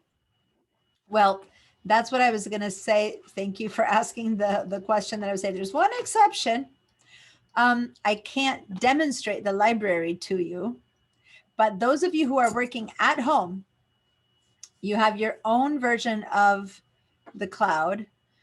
If you go to libraries, your library will be active and you can save it to your library. So you can grab this box and you can just drag it in here, right? And see how it's not working because you need to be signed into your Creative Cloud. So for those of us in VDI, we can't use our libraries. But if you are in your own Illustrator, you can. And I don't want to tax my system too much, but I'm going to open my own Illustrator in the background and see if I can share, see if I can save that, share that screen. But anyone who is doing it, actually, maybe we can have you guys share your screen. Someone who does have a live, Mira, since you asked me, do you want to share your screen? And I can show. I'm on VDI. Oh, you're on BDI. All right, so I'm opening a basic a page in my own Illustrator. Let me see, I'm gonna stop that share and I'm gonna open and share this screen. This is, Does Adobe automatically give you a certain amount of space, kind of like Apple does? Or do you have to activate it? Do you know? yeah, I think it's 20 gigs. Because I've got Um, mine. I tried dragging my custom gradient over to the library and it wasn't happening. Let But me see. That's why I wanted, you know what, the thing is, this you is want the me to kind of screen thing share? I'm trying. Okay, if you have one, I'm trying to, let me just, I Oh, have it here right now. So okay, go ahead. Great. let me actually edit this color and I don't have it. I haven't, I just updated to this one here. So it's trying to tell me all these things. Let me go to the properties. So I'm gonna create one of these where the colors are, you know, off. It doesn't necessarily make it pretty, but it's basically one of the non-savable ones. Let me see then now if I can save it in the library. Yeah, there it is. It allowed me to save it as artwork. So I just dragged it in and it doesn't save as a new color. Notice that it could have saved it as a color, but it didn't. I tried to drag it in there, but it chose it as an artwork. So now if I make, and let me just show you guys, if I make a new file, I've created a completely new one for those of you who have libraries. This is a new file now. See how I don't have the thing that I had before? I can go and drag this one out into here again and put it in there. And I've managed to bring it in. Okay. So I haven't shown you libraries because in VDI we don't have them and half the class or more is on VDI, but basically that's the beauty of the library, okay, where it holds stuff for you that you've done before. And here I have some stuff that my son was doing the other day. So I didn't do this, did you? Because I didn't either, yet he did, and it's in this library. So if I drag it out and put it down, then there's this art that we saved in my library.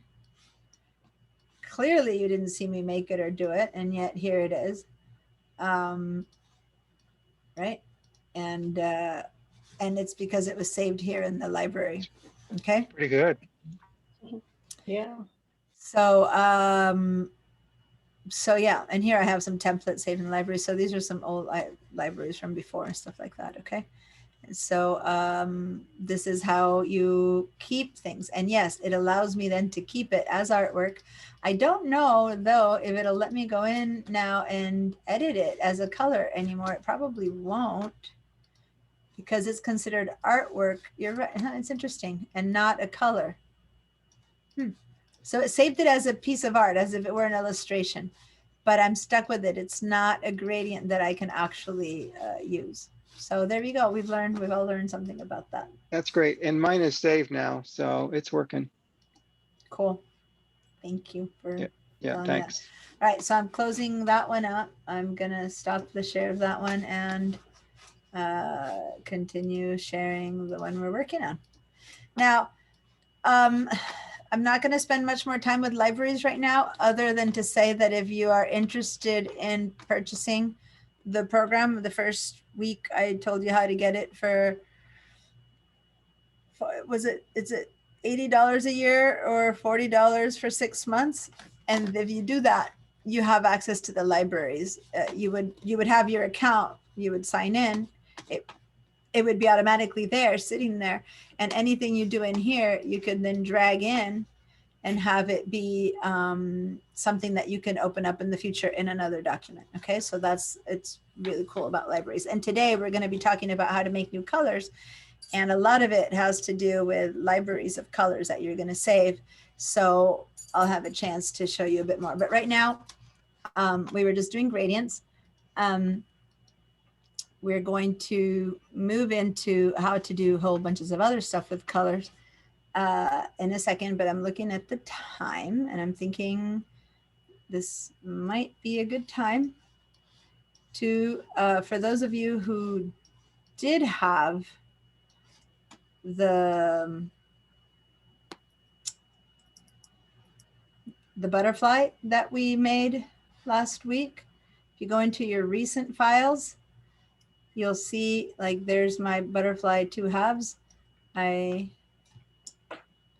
This is where we ended up last week. So if you do have it, it's just really quick. We're going to go out of break. So if you don't have it, that's fine. But if you do have it, this might be a good time to consider. Remember that we filled it with a plain color. Well, we could have filled it, for example, with a gradient, right? And see how the butterfly is filled with a gradient. But you could also fill it with a gradient that you make now. But here's basically the reason I'm opening that. For those of you who don't have it, don't panic. I'm just showing you how those colors that we saved, those gradients that we saved here that are there, in the new one, they're not there. So I can't, all that time spent doing that gradient, and I can't apply it to this butterfly, right? So my point is you could have any old thing opened up. I'm just using a butterfly to not have just another square. But the colors that you made here so painstakingly and saved do not transfer automatically to this one. Now, every time I close and save and open this file, those colors will be there with this file, but they won't be whenever any new file. So that's what we're gonna be having to figure out how to do. For those of you who have a library, then you can save that to the library. For those of you who don't have the library, what's the way to do this? And I'm going to teach you how to save these in such a way that you can bring them into the other. But now, everyone has another file. And go to file, open recent files, and whatever you have here is something you've done with us. So I don't care if it's the butterfly or not. Open something else. Open something else, because all I care is something else will not have these gradients, period. It won't. Okay, so open something else. Now, you can do it the hard way or the easy way to transfer those colors. The hard way, I'm going to show you after break. You create a new library, you open it up, and I'm going to show you all of that. It's not the hard way, it's the more, you know, there's a whole bunch of reasons why you want it the other way. But there is one quick way to do this. And the quick way to do this is you just select something that you want. And I'm going to select these two. Copy them. Go to your new one, right? And just paste them.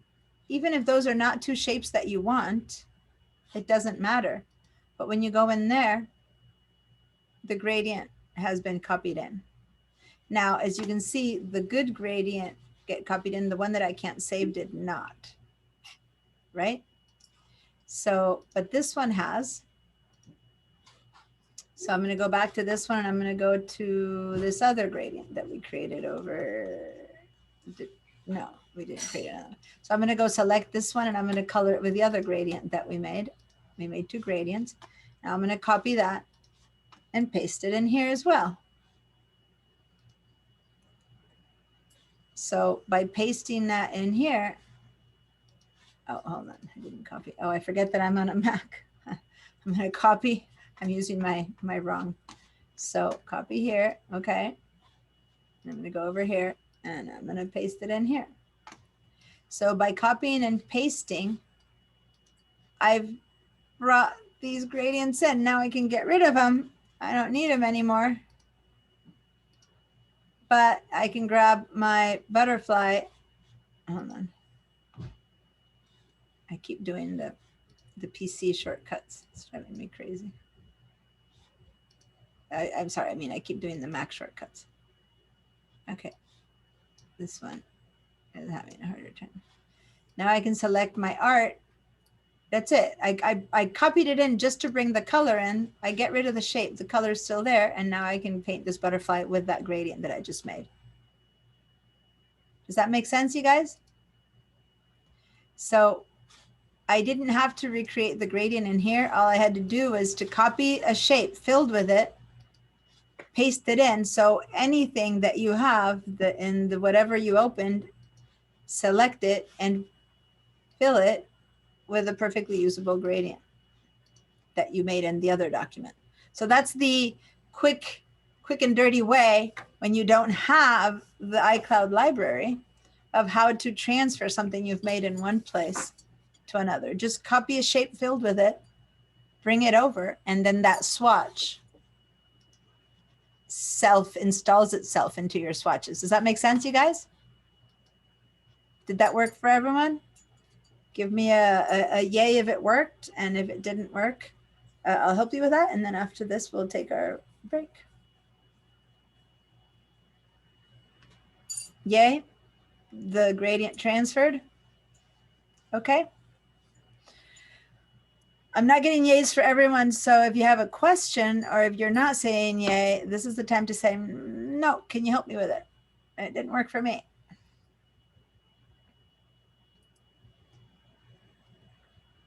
Okay. Now, bear in mind, this is the same thing we're going to do in another document. We're going to create a bunch of new colors, and you can either put them in your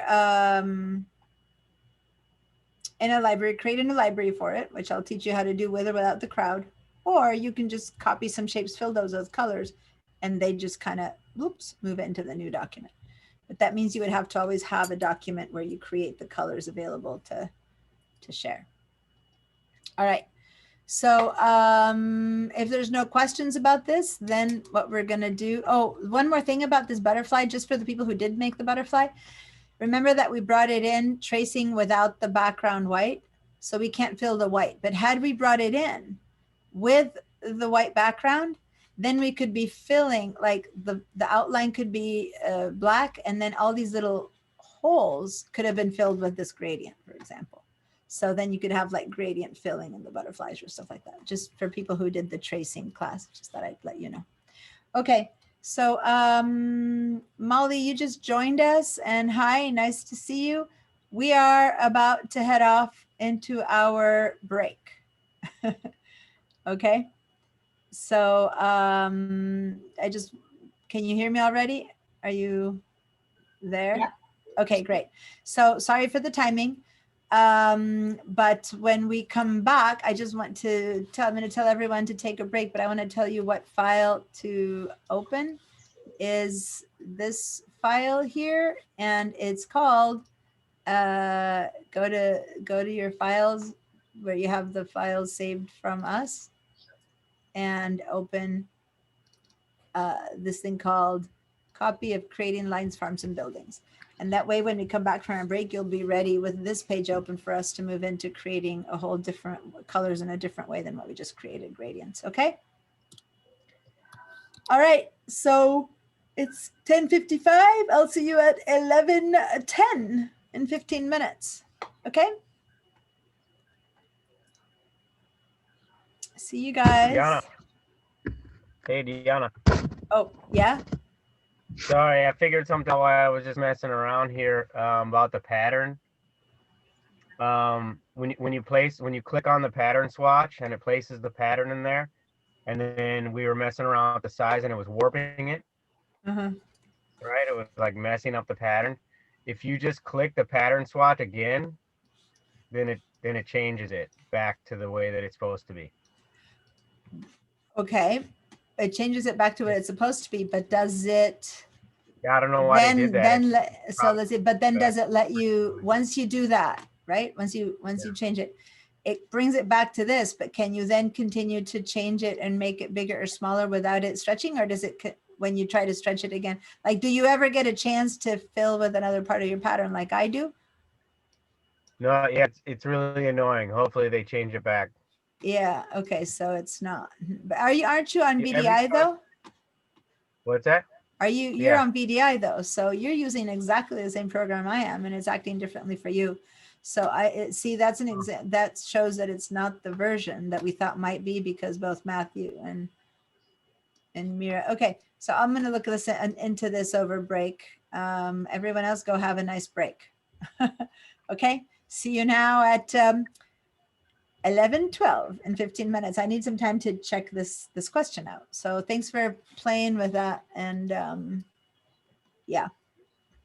See you in a little bit.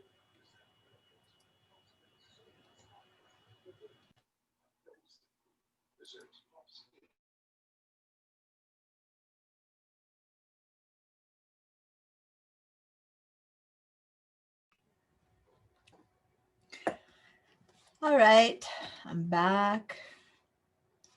And I'm kind of a minute-ish early, but just wanted to let you know I'm back in case you are out there to start coming back to the computer, back to the hearth, back home. Okay. Yana, I was never able to merge my butterfly last class. The bounding box prevented me from bringing them together. Any thoughts on that? Yeah, I can walk you through it if you share your screen, since we have an extra minute. Want to share your screen and I'll show you? Sure, if you don't mind. That's fine. Meanwhile, while you're setting up to share, let me say that everything I found online at this point seems to assume the tool works my way, which is when you change it, it changes. So I'd have to go and see deeper research, right? Because right now, every time I did some kind of a pattern fill, the examples they show, it does what mine does. It doesn't resize to it. So clearly the way mine is working is the way it has been working for any tutorial, and all I could do is open 3 different tutorials, quickly saw, looks the same as mine, like I didn't, so we'd have to go into deeper research to see what is it that's happening with you guys. So I couldn't easily answer it myself. Okay, so here's your, okay, let me just get rid of this guy. I don't need that. And I can bring that down there. Yeah, go back to properties on the top and see how it says you're in the libraries on the right panel. Go ahead and hit properties. Like on the right side, I'm seeing your library, way right side, the panels. Yeah, I need to see your properties. So go back to your properties. Oh, yeah. There you go. Okay. So now click on this. This is the one that you expanded. You already did an expand. Yeah, boy, that's a good question. We're no, talking see, about that's the, yeah, because see, that's the problem. You haven't expanded them yet. No, yeah, see, I did see how expand, but now I have not. Okay. Yeah, it gave, so wait, delete one of them because you don't want to unexpand it. Just delete one, well, or expand both. It's okay. You know what? Expand both. That's all right. Okay. Select one. Actually what I did, this is I redid it this morning before class. I started about 45 minutes before class. So this okay. is so basically all that's missing is the expand. So expand it. Okay. So there's two options, either at the top. Hold on. Do you want me to expand both at the same time or one at a time? No, you can't do it. You have to do them one at a time because these are their own. All right. You go now, select the second one and hit expand. Select, and then hit expand. Cool. So now once you do that, now they're both shapes that can be added. Okay, now hold the shift and select the other shape. Shift and click so that you can have both. Yeah. Oops. Or put one over the other, like, oh, you left the white in your expand. So see how you have all that white around the butterfly? White in there. Like I say, I was redoing this morning, so I may have missed a step. Yeah. No, but that's fine. Go ahead and let's just do this quickly. Select your white selection tool. The white selection tool. The white arrow at the top, the direct selection tool. Oh, yeah. Okay. That one. Okay. And now go click on that, some white background of that butterfly, like outside, the outskirts. One that's highlighted? The outskirts. Okay. No, yeah. Go in. Oh, the outskirts. Click away. Right. Click away first because you have everything selected. Click away. Now go click just kind of something that would be the outskirts. The out. Yeah, there. Like there? Yeah. Okay. Click. Okay. Gotcha. Now double click again because you're in a group, so you need to enter isolation mode. Double click again. I need to double click over on the on the white. You're supposed to double click on the white. Double click. All right, I did. And isolation mode. Double click again. You want to enter isolation. Oh, That's true. You're in white selection. Try to hit the delete and see if it deletes. It'll probably get rid of everything because you're in the group. There you go. And now go to the other one. So you're getting rid of that extra white. Go to the one on the left side. Yeah, this one. Yeah, Oh, click okay. on it and click on that background area again. Backgroundish area. Yeah. One more Am I time. on the right? Am I on the correct arrow? Should I be in the white arrow, or the selection arrow? White arrow. White arrow. Okay. All 'Cause right. it's- now click on that background only. Okay. Once. Yeah. Mhm. Okay. I clicked once. Hit delete. I'm thinking that you don't have it isolated yet, but hit delete. Yeah, you got the whole thing. So say undo. You need to click away first. Click, yeah, some neutral area. Good. Now select just the background area. Cool. Now hit delete.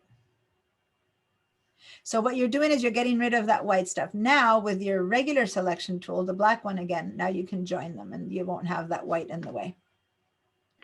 Okay, so grab one. Oh, I see. Okay. Move So them that was my together. problem.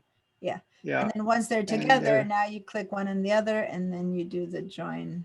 It looks like, yeah. So then I can, Now do Yeah. shift and select the other then one. I can select them all and I can just do, is it object merge? No, Or no? I use the join tube, but go ahead. Well, go ahead and do object merge. Yeah, I did the join. I used the hand on. Let me see if you can do one of these. How would Can you walk me through that join really quick and we'll be yeah, done go with to it. go to the tool on the left side. It's the left side. Keep going down. Oh, What? yeah, yeah, Right. this Yeah, guy. that one. Mhm. Yeah, shape Right, builder the tool. shape builder. Yeah, and then I just went to the body, not there, but the body of the butterfly, like that center body, and you have to Yeah. connect. Yeah, from there, click and drag to Like the draw a other line side. like that. Yeah. Uh-huh.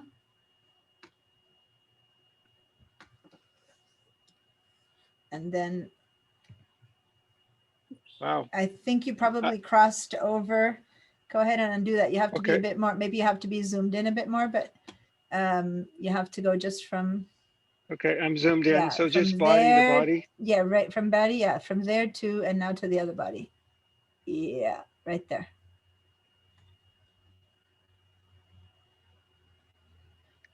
It's interesting. You have, it's okay because they worked. You just need to fill it now. Go and fill it with you've got the no, it was fine. Go ahead and Yeah. you just needed to, now you undid it though. Oh, did I? Didn't you or not?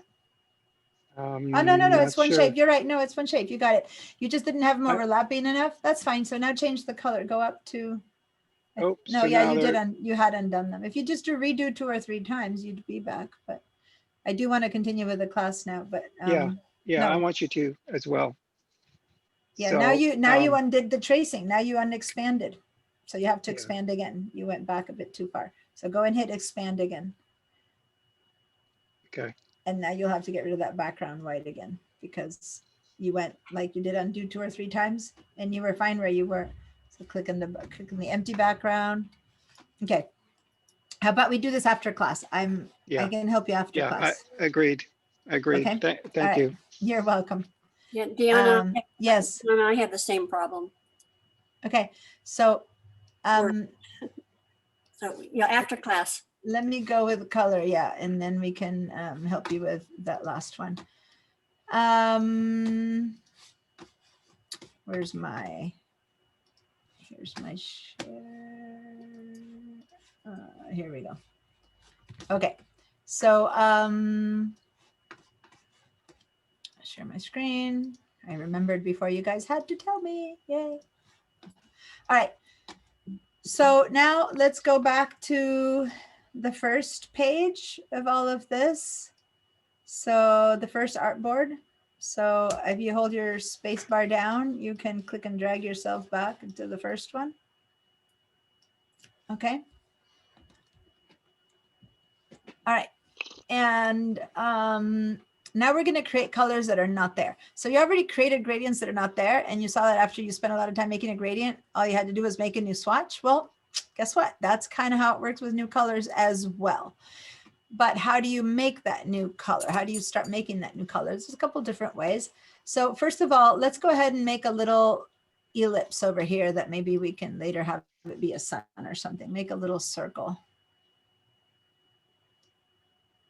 And right now it'll fill with whatever the fill was the last thing I filled with. So now it's filling with a pattern. Let's go and change that and put a color in there, a yellow. Now, what if I don't want this yellow? And I don't want that yellow, and I don't want that yellow. It's like, oh God, I want a better yellow than any of those yellows. So you can create from scratch a new color, or you can modify an existing one, right? So how about we first modify an existing one? So I'm going to grab this bright first yellow, the one that shows up at the very top, that's pure yellow, and I'm going to modify it. So that means I'm going to lose it. Okay, we're not adding a new one. We're losing this one by modifying it. So I'm going to double click on it. And this little box opens up. Let me just tell you that if what you're doing instead is if you're in this panel and you double click over here, same thing works. So it doesn't matter where. If you're in a patch, in the swatch properties panel, you double click and it says swatch options. Okay. Now, if you want to see the color change on the object itself, you might want to click on preview. That way you'll see the changes. If you don't, you'll see them right here. So if I do this, I'm only seeing the change over here. But if I see preview, then it's also changing on the shape that I'm trying to change it in, okay? And now this was pure CMYK, so it was just cyan, magenta, yellow, and black. And since it was the pure CMYK, there's 100% yellow and 0% of the other colors. So if I want to start changing this color, I can make it a little bit greener, or have more magenta, or bring down the yellow, or add the black. So I can play around with these things, right, to create a completely different color. Now, it's not necessarily easy to figure out how to use CMYK to make a new color. So usually when you use these CMYKs is to adapt a color that's there. So say that you had pure yellow and you want to make it a little bit more orangey, right? You wouldn't normally create from zero a scratch by moving these sliders unless you're really good with color theory and you know how to mix colors in order to get what you want. But say that this is what you want and it's kind of like a more salmony tone. So you made something new. Now this color doesn't exist here, okay? But notice what's happening is that I didn't make a new color. I'm editing an existing one. So see how in the swatch, I have lost my bright yellow, and the name CMYK yellow doesn't really like work anymore because it's not anymore. So be careful when you edit a color that you're losing what's left. Okay. But that's fine. That's what I wanted to do. I wanted to lose it. So I won't change the name right now. I'll just say, okay. And I'm left with a color that now I can click on anything else that I want. And I remember you have to double click and I can always find it because there's that color, but I've lost the other yellow. So now let's figure out how to make a new color. First of all, we're all okay there in that one. We all made a new little color. Okay, so tell me where you got stopped so I can help you with making the edit. This is editing an existing color. I can't find the edit thing. Okay, so what you had to do, you had to go to that yellow and double click on it. Just double click and this option box pops up. Is that working for you? Paint, No, fill, make a shape with that bright yellow. I did that. And then now come right to the pattern and not the shape, but the color swatch. Double click, hook your finger right on that thing. Yeah, another box comes up. It What does it say? says CMYK yellow process color. Yeah. Mobile. Yeah, so it's like fine, yeah, this box. Right, but I don't see an edit thing. I Well, just see there's no edit. There's no edit. Move your things around to edit it. It isn't, there's nothing will say edit. I am explaining. okay, the We are, color doesn't change on my. Okay, so if you go to the CMYK sliders and move them around, the color doesn't No, it doesn't change. change in my, Over here, it doesn't change because if the shape isn't changing, is because you need to click on preview. oh, that's it. But Thank you. here it should be changing Okay. always, no matter what. Here it changes, but if you do preview, then it changes It to was, whatever. yeah. Okay, that's good. Okay. Thank All you. right, never welcome. So now you say okay, and there you have edited your yellow, which now when you hover over it, the color still says CMYK yellow, so it's kind of weird. So you got to be careful. This is really better to when you want to make a color that was deeper, a little bit less deep, and not to completely change it, but that's one way to do it. Now, let's start in a completely new color, like a color that doesn't exist, right? So now we're going to keep working with that little guy. Click on it and let's start with a new color. So instead of editing something, we just go down here and say new swatch. We actually say new swatch. Click on a new swatch. The default name will be the CMYK settings of whatever else you had there before. So let's call this one mint green or something like that. I don't know, or sea blue green, or just make a new color, mint green. And then let's try to get that mint green out of it. Now, as I said before, getting a color out of this might be a little bit hard, but if you try, you know, playing around with this, you might get accustomed to it enough. I'm going to show you other, you know, the color picker, but I don't know, mint green might mean, is that mintish enough? I don't know. So black makes it darker or lighter. And then these three combinations are the ones that make it, I don't know, this is green or all, maybe this is more like an olive. I'm gonna make an olive. There you go. I'm gonna call this one olive. So here's the thing. I made a little olive color here. Notice that I'm making it so there's no preview here. Like it's not changing the color because I'm not editing an existing color. I've made a new one. So there's nothing to edit. Yeah. So there's nothing to preview. Otherwise, I'd have to be seeing it happening here, but the preview does not exist. Does that make sense, you guys? This is it for seeing it right now. Because I said new swatch. All right. This happens to be selected just because it was selected, but it's not applying to that because that doesn't have this new color. All right. So everyone make a new color, and I don't care what color you make, it doesn't need to mind. But before you do anything else, focus on two things up here and down here. First of all, if you have the libraries set up for iCloud, then you can add it in one way or another. Where it says here, add to my library, that's what it's talking about, right? It's talking about those libraries over there. So we're gonna leave it at that. So for now, don't click. I'll show you a different way to add to library for those of you who don't have it. But those of you who do have your own version and you say add to my library, I won't be able to show you what happens to that library, but you can give that a try for now. But I won't be able to follow through in this case. All right, so now this is the most important part. When you create a new color, you have to choose whether you want it to be a global color or not. Global or not global. And it makes a big difference. Okay, so for now, let's make this olive be global. And just so that we're all really clear about it, let's put the word global right next to the color we made.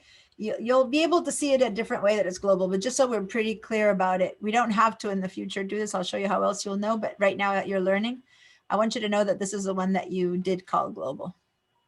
Okay?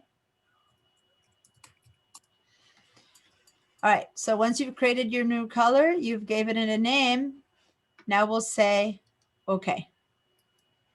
And see how it tried to put it in my libraries, and I don't have a library open, so I can't do anything. Those of you who at home do have a library, you'll see that this color landed in that library, okay? So I can't show you that, but for the half of you who are at home, did that work? Do you have a color here in your library now? Yeah, okay. Yes.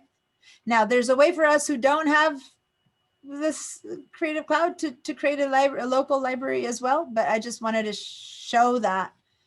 Now let's go back to properties. Okay, so now I've created that color.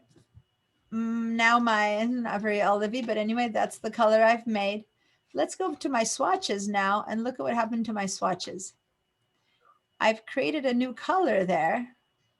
And this one just got inserted, by the way. It's not like it didn't delete anything. This is extra.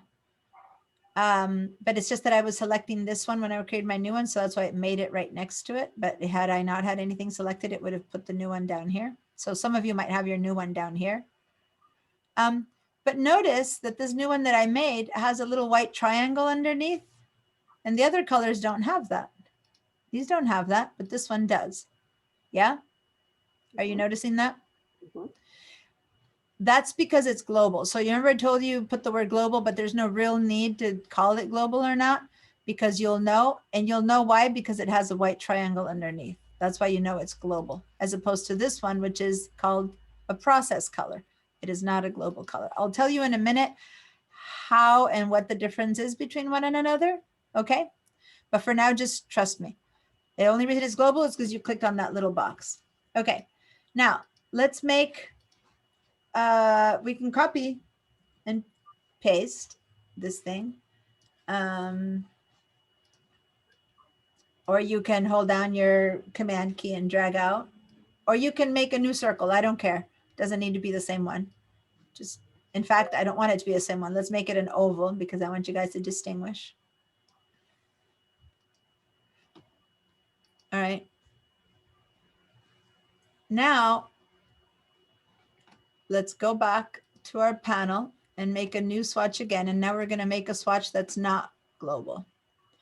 But we're not editing it, by the way. This is important. You're not double clicking on global to edit it. You're making a new color.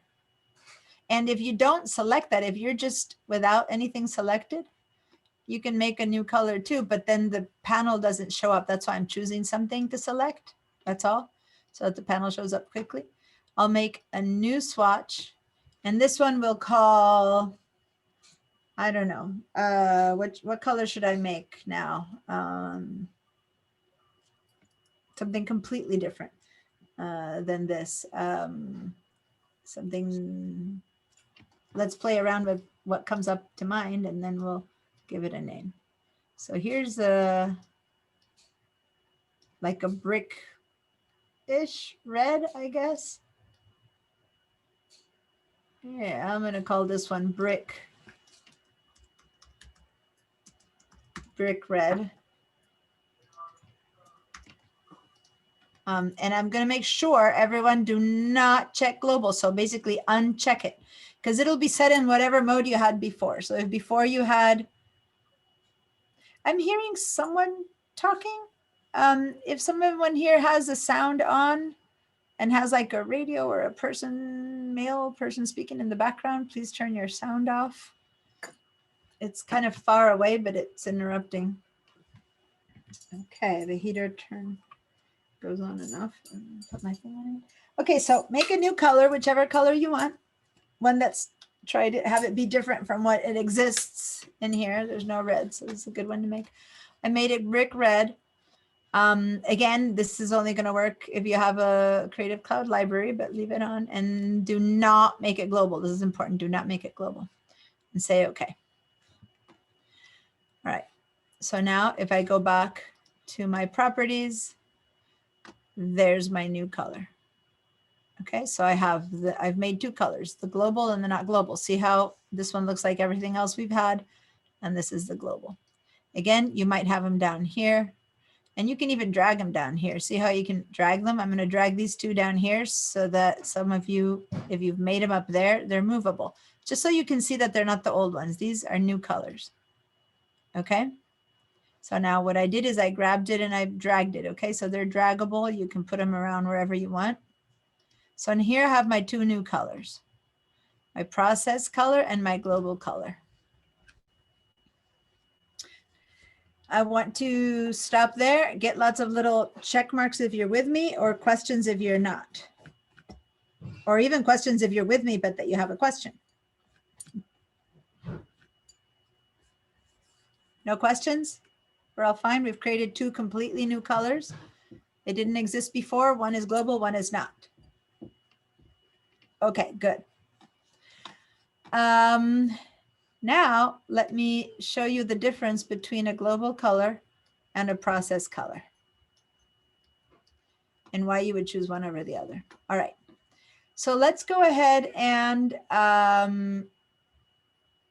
say that I want to color this tree with, and it doesn't matter if your colors really don't make sense, right? But I'm going to go ahead and cover the tree. I'm going to make my tree a global green. So I'm going to double click. Oh, sorry, not double click. I'm going to select my, I don't know why I double clicked. I'm going to select my color. I'm going to go up here and there's my global olive green. Cool. And these bushes too. I'm going to make them green. Even if you have a color that makes no sense for trees and bushes, please change them to your global color. That's all that cares. Whatever is your global color. So now I have 3 elements painted in my global color. Got it? Now I'm going to make all my roofs be brick red.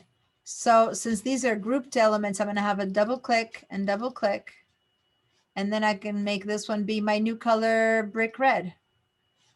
And then I'm going to go make double click, and make this one brick red. And then double click, double click, double click. Keep double clicking 25 more times. Brick red. And then again to this, double click, double click, double click, double click, double click, until I get to it in brick red. Okay, and now you can either hit escape or back out of all of that. And suddenly you have brick red roofs or whatever color you made your process color, and olive green or whatever you made your global color for the bushes.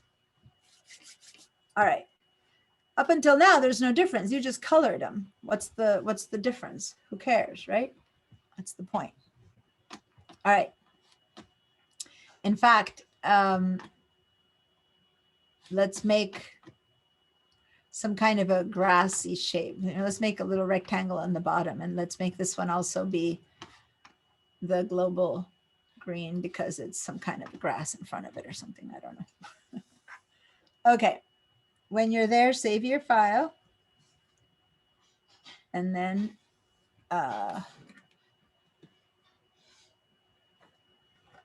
Harvey doing Molly, did you catch up a little bit? If you didn't group your stuff, for those of you who came a little bit late, then all you need to do is click and make the colors, clip and make the colors, right? We were talking about groups at the beginning, so I had people group them up, but it doesn't matter, the grouping part. Just select and make the colors. All right. Meaning what I'm going to teach you right now about process or global has nothing to do with groups. It's just made it easier or harder to change our colors. Okay, so if everyone has all of these guys done, now let's watch and see the difference. So now I'm going to say, you know what? I'm not sure I like this green. It doesn't necessarily seem to be the tone that I want, right? So I'm going to edit the color. And this was my global color, remember? Because it has that little white thing on it. So I'm going to say, I really don't think this tree should be that color. It's not really a tree color. So I'm going to, how do I edit a color?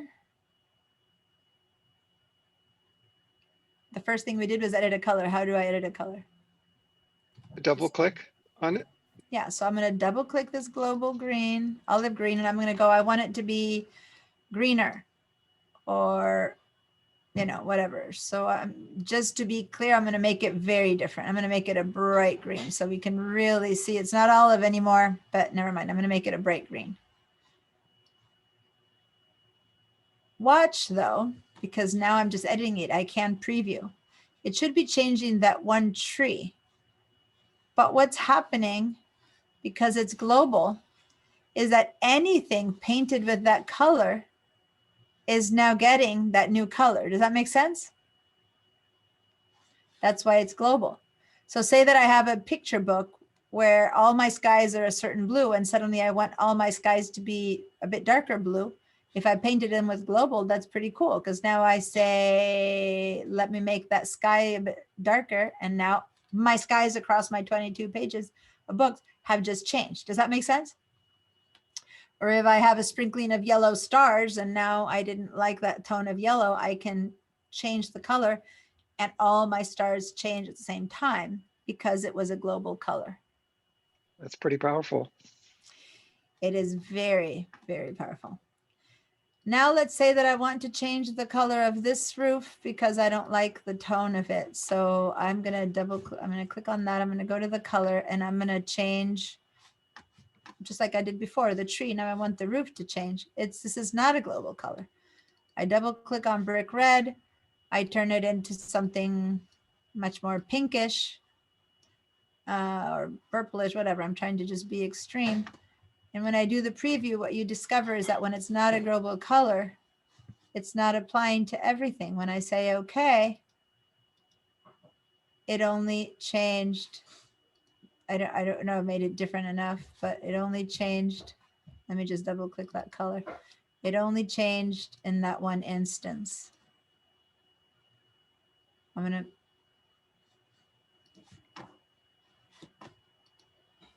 didn't want to change the whole house. I only wanted to change the. Deanna, I had a quick question about the global part. Yep. For any default color that's already currently set within Illustrator, when you go into a color, for instance, like red and changed it to global, does that process a new? No, it just adds global to it? Unfortunately, you can't backtrack.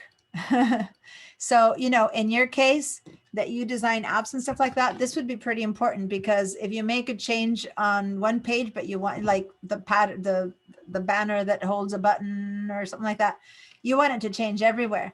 Then you need to have assigned it as a global color from the beginning. If now I go into that brick red, and I edit it to make it global, and I say, okay, it's still now, see how these two have not changed. So it's too late. You need to do it from the beginning. You can now select every single thing that has that color of brick red, assign it the new global brick red, and from the future it'll be fine. But if you didn't do it from the beginning, once you assign it that color, the original things stay as process. Now, again, for most people, process is fine. The only time you want global is when you're going to have something that repeats enough times that this makes a huge difference to you. You know what I mean? As I said, Leland makes apps, right? He works on making apps. And if you got to be consistent, if there's a button that says continue in any one of his pages, and he changes it in one, you want that to change everywhere. So in his design, he would certainly want to make sure that he paints that continue button with a global color so that when, his team meets and they go, oh, I hate red, I want it blue, he just changes the red into blue and all his buttons become blue. Does that make sense? So if it's just your Christmas tree illustration or, who cares? You just keep changing and playing. But it's when you have repetitive things, repetitive shapes, the same color applied a few times where you want them all to change. Sometimes you don't. You want to be able to put one green on this tree, one green on that tree, then choose different greens. But if you want all your greens to be the same, you want to make sure it's global. And I'm thinking of, I had a student, let me give one example. I had a student, I've told you many times, it was a cartoon, comics in Brazil. He's like a really famous strip that everyone reads, and he was beginning to digitize them. And so he had to choose a global color for what their faces or their shirts or their whatever was that had to stay the same, so that through that whole strip, if the person was wearing this one thing, and then he decided to make it darker, it would change everywhere, because if not, you have to go in and keep, changing it again and again, or the tone of their skin or the whatever. You choose something that you want to always have be the same. Just wanted to finish that example. Yeah, what's the question?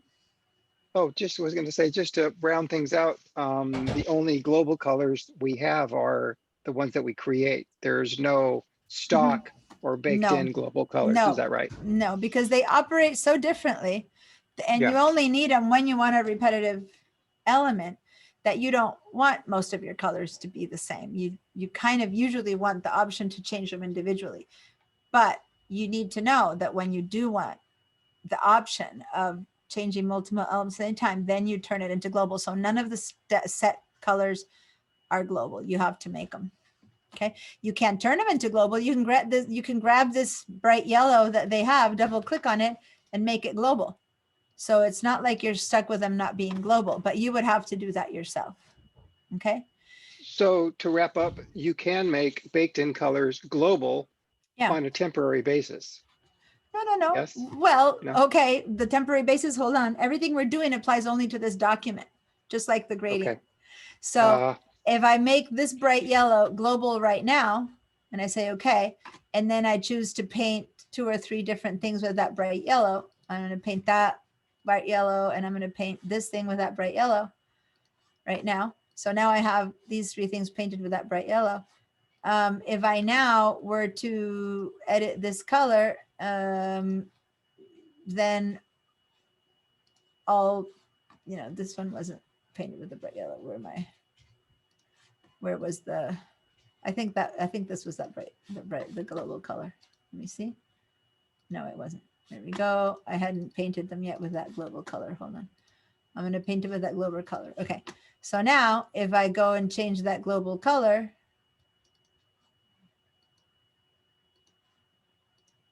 now everything will change at the same time. So, and this was a set color that came with the thing. So the important thing with the thing, it came with Illustrator.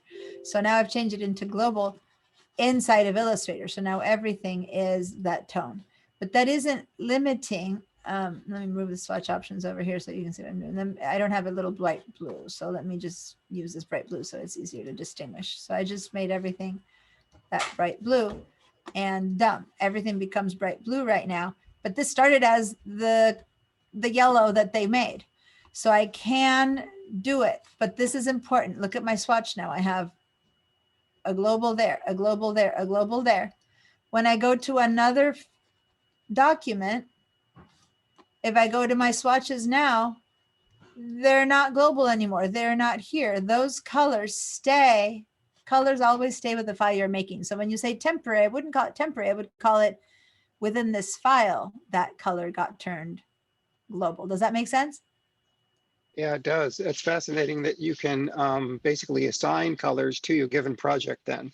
It sounds like what you're saying. Yeah. Yes. And in fact, I'm going to show you some other cool stuff you can do with recoloring. But for now, we're at the baby steps of it, which is, yeah, you can change the colors. And as I said, these were all painted regular yellows. I had to repaint them all with the global one so that now they all change at the same time. So that's the only difference, right? Because if you just change it on one element, that's the only element that now has a global. You have to use everything with global. Okay. So here we go. We've made new colors. There's other ways to make new colors. Let's go to you don't need to select anything now. So we don't have to be working on a palette. You can go over here to the colors or here to the colors, but right now I want the color palette. And if you don't see this, go to window and look for the word color. And then this one will pop up. So now we can make this a bit bigger, right? We can, it's going to start with the color you have, whatever color you have. But if you want to show option, okay, so let me just show you what I just did. When you first open colors, it gives you a scale of that color, right? Now, see this teensy little arrow right there? Go ahead and say CMYK, for example. Then it shows you the entire spectrum, and you can more easily, I find, choose a color here or change a color here than you can with those little sliders. Let's select something. I'm going to select the body of this shape. Okay. So say that I do select a color now. When I click on it and I start playing, I can see, so if I'm trying to create a color, it's better to have something big to see because otherwise you're left with just that to choose. So I can drag around and who cares what the CMYK is? It's I'm clicking and drag. Ah, there we go. That's the little Pepto-Bismol pink I was looking for. Like you can find the color, right? Versus having to invent it with sliders. There's that little baby yellow. So you can go dark over here, light over here of the same tone. You kind of click all across this line and you find yourself finally with whatever color you're trying to do. So there's a little light lavender that I don't have and I like it. So if you like it, you set it that way and you either go over here to the good old make new swatch, or you can go to this little area here where each palette has these little hamburger icon, it's called, where you get more options. And you can say create new swatch from there. And you're creating this little whatever baby lavender thing I did. Now, calling something the color, you already saw, if I call it olive green or if I call it lavender, what happens when I edit it and I turn it into a bright yellow? Then the name doesn't match. So be careful if you change the name, if you change the color later to change a name again, or to leave it in CMYK notation, which doesn't mean much, but at least you can see the color. So say I say okay right now, and I go back. I think I complicated by having you guys do the whole group thing because it's easier to go in and out. But so there's my little lavenderish gray. And if I go over here and I hover over it, it doesn't say lavender. It just says C7, M9, YO, KO. See that? Which is all of these colors are named that way. The only ones that have a basic name are the first set of basic colors, which are pure set of colors. Everything else is named that way, unless the ones I called it. But this one I had called olive, and now it's not olive anymore. And this one I had called brick red, and it's not brick red anymore. And that's why it's kind of dangerous to give names to colors, unless you're going to keep them that way. Now, if this brick red, I don't want it to be brick red anymore, I want to keep it this color, then it's not so hard to change it to bright pink, right? So it's not like it's devastating. You just need to hover over it and give it the right name. Or you just leave it at CMYK colors and you just look at it and know that, oh, there, that's my little lavender. Okay, so this is creating something from scratch. Now, as much as we've created a whole bunch of different things here, we've made some new things. As I said before, these stay with this file. They don't move on to any new file that I create.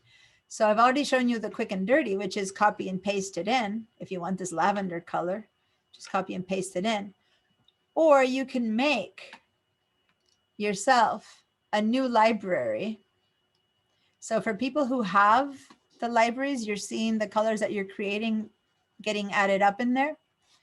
But for those of us who don't have that, and for those of us who don't want to use their library, you still want to keep that new palette in your own computer for whatever reason. Maybe in 4 months you won't have this, Creative Studio anymore, and then what's in that library will be gone. So if you want the colors you create to stay for you, then there's another way to do that. You can create a library of your own using this little icon here, which is like little books, bookshelf, little tiny books sitting on a shelf. Okay, that's what's the icon for the libraries. You see it right here? Icon for the libraries. And you can save your swatches. Now, if you say save your swatches, right now you're saving this entire set of swatches that was or wasn't yours. You know that? So what you could do is you can delete every swatch that's already there and leave only your new ones. So how would you do that? Well, you can click shift and click all the way to the one. Well, this one's also yours. I think we created that one too. So say that you click. Let me make it simpler.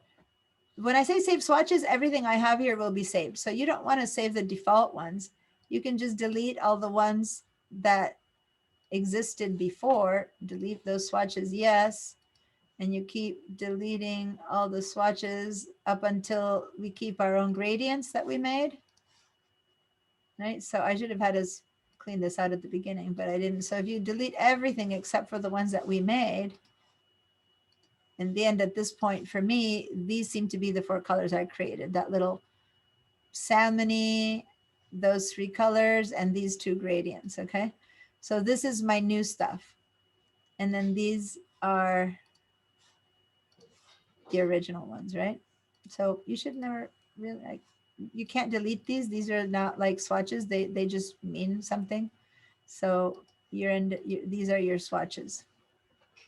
You don't need to delete them, but I'm just saying how that helps. So when you bring them up, you only have your new ones and not everything, because everything that's there will be saved. So now you can save these swatches and they'll go save themselves inside of an Illustrator file folder, and you can call them Diana's colors, right? You just call them something that's yours. Usually it'll be project, like Christmas tree colors if you're designing a Christmas tree, or a business like my logos for this business, or the color styles for a certain website, right? So there's a reason you're going to want to call them something related to the file or something like that. And you save. So now these show up as user-defined Diana's colors. Now this stays with the program. So once again, you don't matter how many you have in here. I deleted all the ones that were originally illustrators and I kept only my new ones. And if you did that too, that's fine. But if you didn't do that, that's okay.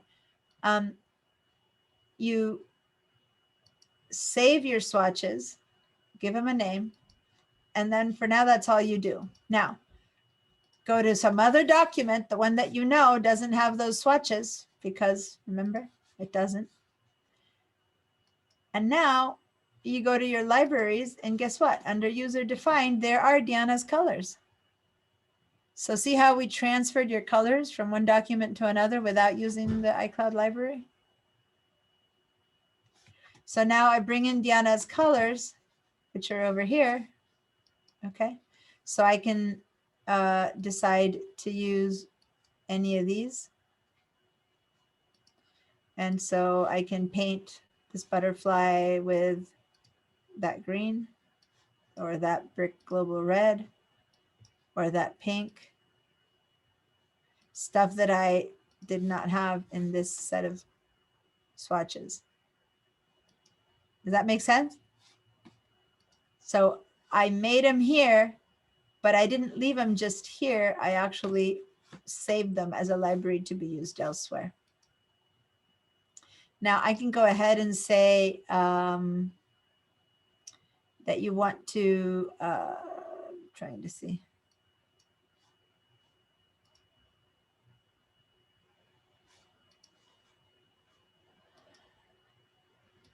Before I'm going to show you how to bring other libraries. Before I do that, I want to actually stop and check in with you guys. Have you all been able to create a library out of your own colors now? Give me a yes. And if it's a no, call me out, ask me, tell me. Tell me that you haven't and ask me for help.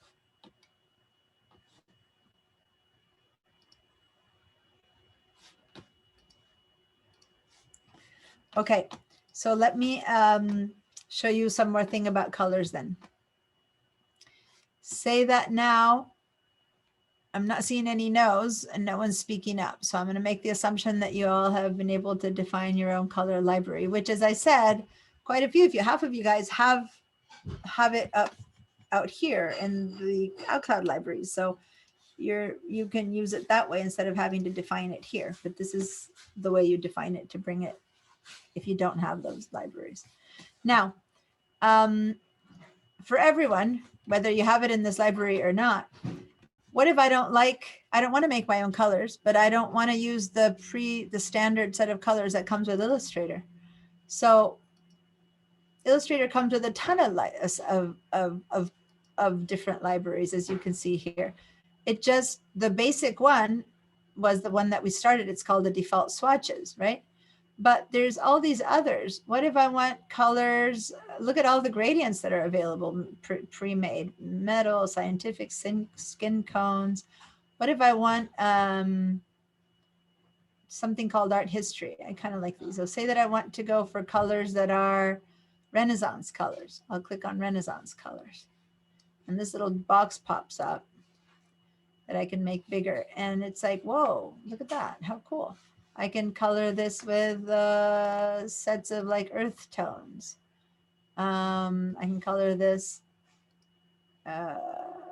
with any of these tones of the Renaissance tones. So say that I decide that I like some of these, then I can bring them all in to my swatch. So if I want one color only, say I really like this one color, I can just double click it. Notice that it's, or because it's not here in my library yet, you can add it, the whole group. Like if I double, this is called a color group. Okay? You can double click and it moved in. My whole color group moved into my color swatches. This is for me to see them. But if I move them in, now, even when I close my libraries, now I've adopted that color group of Renaissance tones, and I can go ahead and select my tree and color it Renaissance brown, right? A color that I didn't make. So I can go over here and choose Middle Ages. Let's see what the Middle Ages colors have. It's like, ooh, they have some other nice tones, and I'm going to bring in these tones for the Middle Ages. Those right there. I double clicked on that group, and there I've decided, now I have in my document, I can choose to make this tree middle-aged yellow or a middle-aged gray. So now I'm bringing in colors besides, there's so many different colors, guys. There's, go to metal colors. Look at all the tones of metal. And see, every one of these that I'm bringing open starts opening as a tab in here. So basically this tab, which is your colors, you can go to any of these. There's Diana's, there's Middle Ages, there's Renaissance, all the ones I've been opening. But I can also, instead of going through each one of these, I could also use these arrows and keep going. So those are the pop art colors. See this little arrow down here? I can click on that and we're at prehistoric colors or Renaissance or Russian posters, celebration colors. These are actually colors that have to do with certain color libraries that printers use. So you can, you know, use them or ignore them, but you'd need to ask your printer if you can use those. Show how you got to those colors again, please. So basically I went over here originally to the libraries, and when you choose one, say I go to Nature Beach, it opens this box to see them. And notice that each one of the ones that I'm stopping out now is a tab. So say I decide to bring these colors in for beach, I double click and they stay here. But these are samplings and I can keep seeing different types of colors in here, but I don't need to keep them in my computer. I can say, ooh, I like those pinks. I double click on that group. But if I close this box, I only have the ones I've double clicked on. So now over here or over here, the colors that I've chosen are the ones that I double clicked on from the libraries. Like I brought them into this document. The libraries are always here, right? And so I have graphics, I have dot patterns. And if I decide to bring in these dot patterns and I use them, or, you know, comic patterns, right? So that's what I'm doing, but I need to use them to bring them in. This is patterns, they need to be used. And when you use them, they come in. But for colors, using them doesn't work. You need to double click on them for them to come in. And you're double clicking on this folder to get them in. Yeah, I'm choosing a shape and I'm just single clicking here. But if it's one of these folders, then I double click on the folder, double click right there. And when I go over here, that folder came in. See?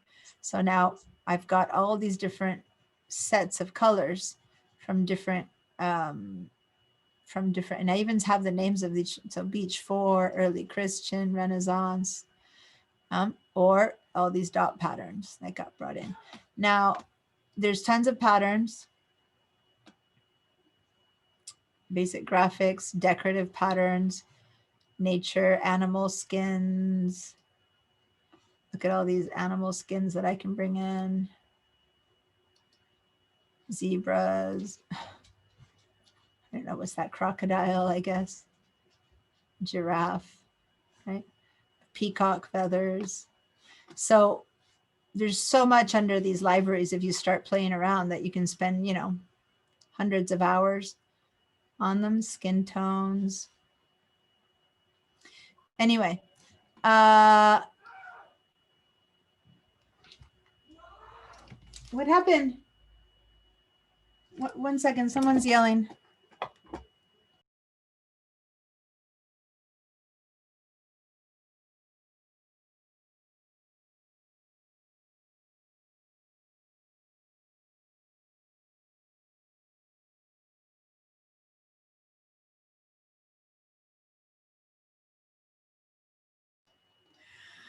Okay. Oh, nothing serious. That scared me. I heard this huge scream. I have my headsets on, so I was like, and anyway, nothing dangerous, something serious, but not dangerous. So I'm fine keeping to teach. Good. Something very big broke. Something very big broke, and someone was yelling about it. My husband does pottery, and a huge piece he just finished making just fell and broke, and he was like really pissed. Oh, no. He's selling his pottery, and this is a lot of time invested into it. So anyway, basically no one's hurt, so I can keep going. Scared for a moment. Okay, so so there's you can make your own colors, or you can use colors.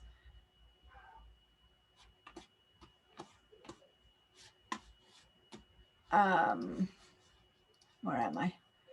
I think I ended up losing my, let me reset my classics. Deanna, Okay, yes.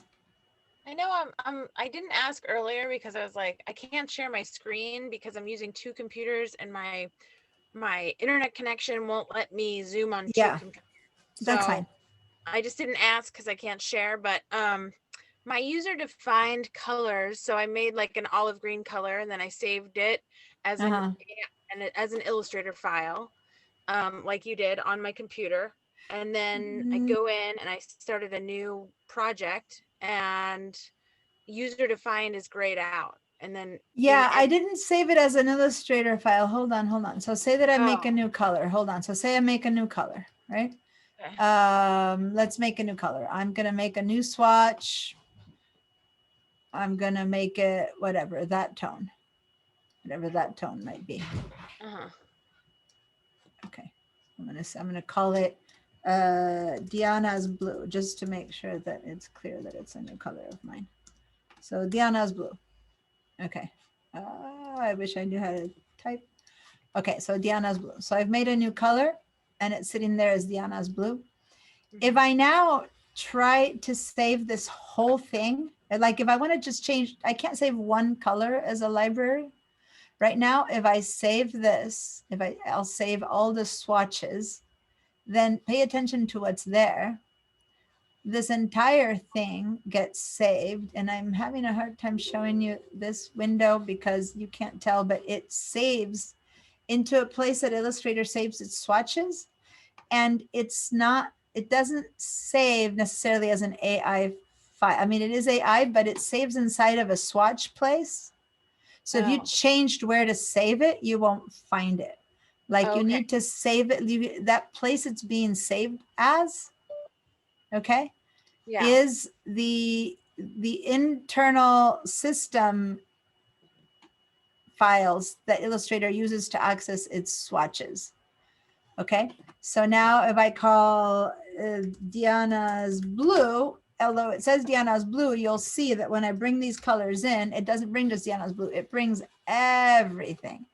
because I haven't deleted the rest this time. So I'm going to say save, right? I called it Diana's Blue. Watch when I go to let me just make a new document from scratch that has, you know, I'm going to create just something blank. If I try to go to these colors, the originals are there. If I now try to go bring the user defined, if you didn't leave them there, then you have to go to other library and go find them in your browser where you saved them and bring them in that way. Like if the user defined, so go to other library, drive yourself, browse your way to where you saved it, click on it, then it'll come in. But since I put it in Diana's, I'm going to see, you already saw, if I bring in Diana's colors, it brings in that one string of colors. But look what's going to happen if I bring in Diana's blue, which I was trying to save one color. But in reality, what comes in is everything I had. You see that? Yeah. Not just Diana's blue, but everything, even though Diana's blue is one of those colors. So say that I now want to bring in Diana's blue into mine by painting it with this blue. Sorry, cancel. I'm not managing to bring that one blue in. I actually have to bring it in by actually, I get, you know, creating it as a new color, or I have to bring the whole thing in. I can't bring one color. I have to bring in groups. So I can define it as a group, as of its own, but as a color, it's not. See how it's not coming in on its own. I can only bring in by double clicking these things, or patterns. If this were a pattern, then it would come in. If I painted this with a pattern. So you have to be careful to clean up everything else if you want to make it, or you make it into a group, which I haven't shown you yet, but I'm looking at the time and I have some other things to show you. So if you, so say that, let me go back to the one that we've been creating from. So say here I've created 2 or 3 new colors that I like. Yeah. And I've already kind of, so I can select, these are the colors that I had created from the beginning, originally. So I can make them into a group, new color group. See this little folder? And I can call it Diana's group, right? Create from selected swatches. I'll say okay. Oh, the groups can't contain patterns or gradients. That's true. So anyway, so my group has only the colors that I've made. So this is now Diana's group. So in the future, when I try to make this a user defined, I will be able to double click and bring in my group. Okay. Thank you. Yeah, I should have shown you groups first, but anyway, because on their own, when they're loose colors, you can't bring into something else. I'm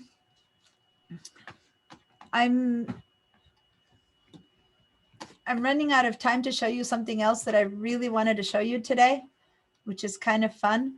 So we can go into colors for, 250 more hours. So let me just show you something really quickly, and then you can explore it yourselves a bit further. So there's 2 things I wanted to show you. One, let me share my personal, I have it open in here. So this is you don't have this file, so I'm showing it to you in my personal Illustrator because I didn't give you this file, but you could do it with any file that exists. So here I have a flower that has a certain set of colors, right? So I made a copy of it. This is that same flower, but I want to recolor it, and I don't want to have to select each thing and change the colors. I just want to do a thing called recolor artwork. So I'll select the whole thing, and you go to edit colors, recolor artwork. I'll let you guys play with it later. You have to go to something that already has colors, right? And then you get this thing here where you can individually assign different colors. So anything painted with this color, you can make a different color, and you can do it one by one, which many times is easier to understand, or it's a bit more fun if you click this word edit here. Those are the colors used in this document. So now what's going to happen is all my yellows, I'm going to pick the bright yellows, I'm going to make them blues. And my greens, I'm going to make them pinks. So I'm moving my stuff around so that out of really how quickly, look how I've recolored this flower. Like I have 2 versions of it now. And all I had to do was reassign where one color went, the other one goes. It's a very powerful. So then what if I make another, I'm going to select this and I'm going to make another artboard and paste it in here. And I'm going to go again, edit colors, recolor artwork. And again, now I'm going to make these be tones of greens. So I'm going to put all of these in some, or the first one was kind of green, right? Now that I think about it, yeah. So not really. It was yellowish. Okay, so now this one's greenish. Or I'm going to recolor it, edit, recolor artwork. Let me make them all pinks. It's going to be a very different flower than the first one.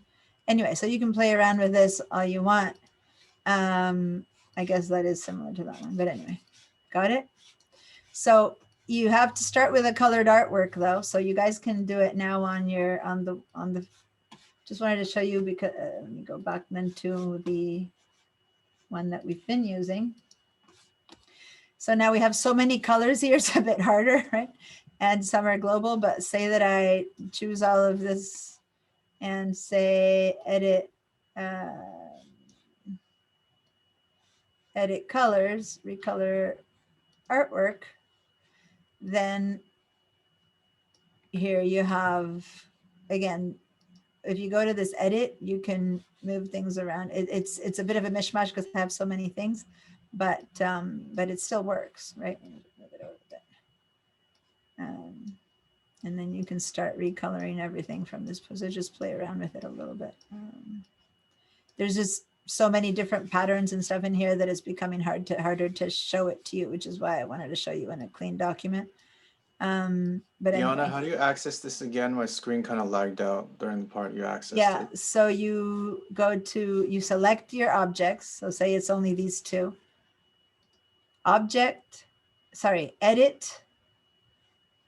Edit colors, recolor artwork. And when that opens up, I've shown you this one because it's kind of the fun one where you move things around, right? So here's edit, but you could also under assign, you choose. You go, okay, anything that's that brown, I'll double click and I'll make it red, and everything that's that red, I'm going to make it. So you can choose your colors as well. You're not stuck. So you can do that. Or I like going here and then just dragging things around and looking at my art and seeing these are the ones, whatever was brick, I now want to make it green, and whatever is brownish, I want to make it blue. And when I say, okay, there you go. All right. So you can, we have all these different things happening here, and that's why it's a little bit harder. But anyway, let me see. I got this little house selected now. I could also choose to work with assigning a whole set, like these pinks, or or these beach colors.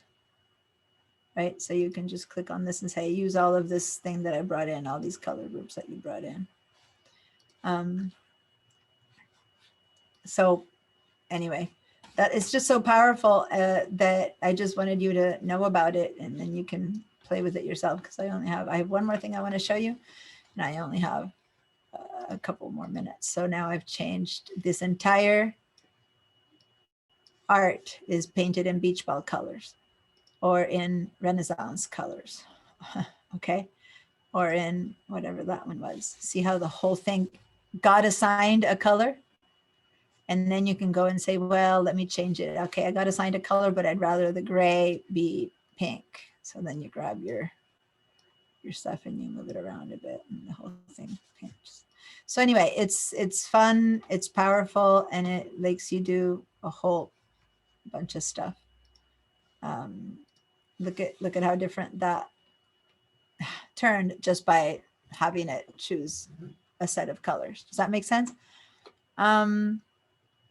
So there's so much to play around with colors. that's that one you just need to sit down and play with and see all of how far it goes. There's one last thing I wanted to show you, and I've got 9 minutes. So everyone, Real quick, how did you change the whole thing to Renaissance colors? Mine didn't do well, that. I had set my colors here, right? So I had brought in some colors. So when I select everything, remember, select everything first. Yeah. Then when you go edit colors, recolor artwork, over here, Oh, okay. I just assigned one of those groups. So I assigned this iris set, or I assigned the passion flower, or in this case, I assigned the Renaissance. You know, they Oh, show okay. up. Thank you. You know, or assigned the early Christian, whatever. And then if I preferred, and then I went ahead and said, well, I would rather shift those a little bit more. So then I came here and I kind of shifted them to a similar set of tones, but in a different color scale. So you can even then still kind of, you want to keep the patterns going, and then you go back to, okay. So you could end up with bazillions of different versions just by using different sets or different choices over here. Okay.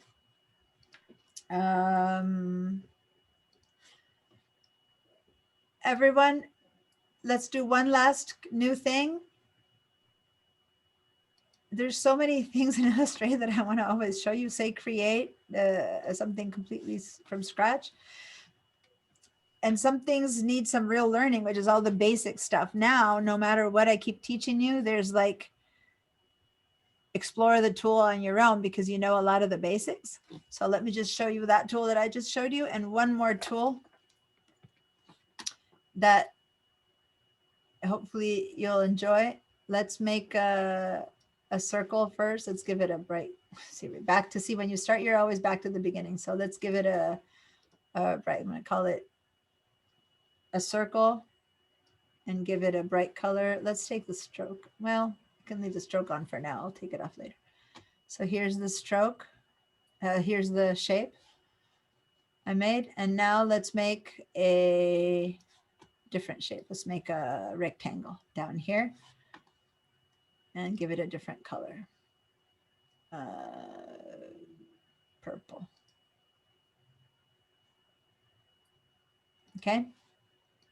So everyone make two shapes, give some space, and give it two colors. It's okay for now if you want to keep the stroke. We'll take the stroke out later, but this might help you see things a bit better.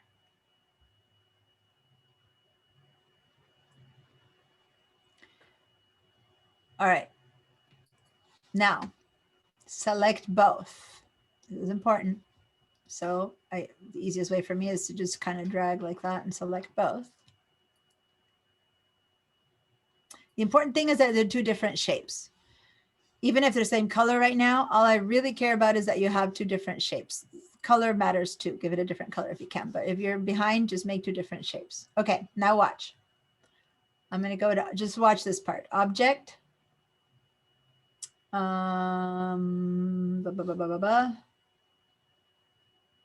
Blend.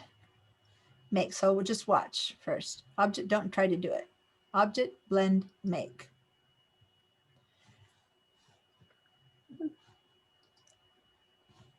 Oh, the stroke is really, hold on. Let me undo this because the stroke is really taking over. Let me take the stroke out. I thought it would work. I undid that and I'm taking the stroke out. Okay, I'm going to go back to object, blend, and make.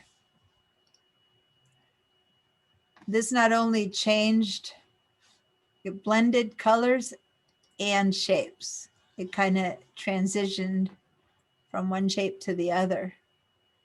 And it gave it a color blend. Pretty cool, huh? Mhm. Now you can modify that blend. Like if we go to the blend again, you can go to blend options. And you can actually choose, like in this case, the basic setup was to blend colors, but maybe what I want to do more is specified steps. And say I want only 8 steps in between. Oh, I didn't select it, sorry. Blend options. steps. It has 191 steps right now. What if I give it only 8 steps and say, okay. So it's giving me the 8 steps that it took to go from there to there. Not only shape, but color. Pretty cool. Select it. Go back to the blend. If it's already been made, then you can go to blend options, okay? And what if you only do 2 steps? If you click, you'll force it to do the preview. So with 2 steps in between, it went from round to square with 2 colors in between. If you go to smooth color, then it does this thing where it just gives you no shapes. But if you go to steps, you can actually see the shapes that it's transforming into. If you have a line to path, we don't have, you can change, you can modify the path. So right now this is just straight change.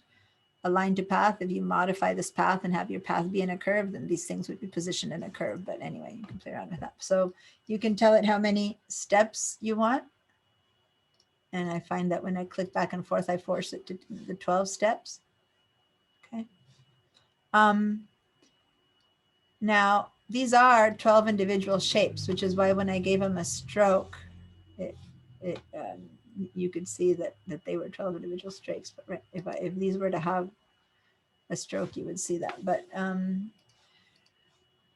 so you can also apply effects. So remember a while ago, I showed you this little set of kind of funky things. Like you could give a little wrinkles to the edges. You can apply wrinkles to the edges and then it gives wrinkles to everything.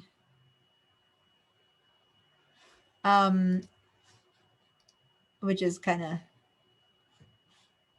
one thing that I remember I did once here for this. That's interesting. I'm going to give it one shape. And I'm going to give this another shape down here. I'm going to copy. And these 2 shapes, I'm going to give the second one, like I'm going to give this one a green. Oh, that's the stroke. No stroke. I'm going to give this fill a greenish. Oh, why is it?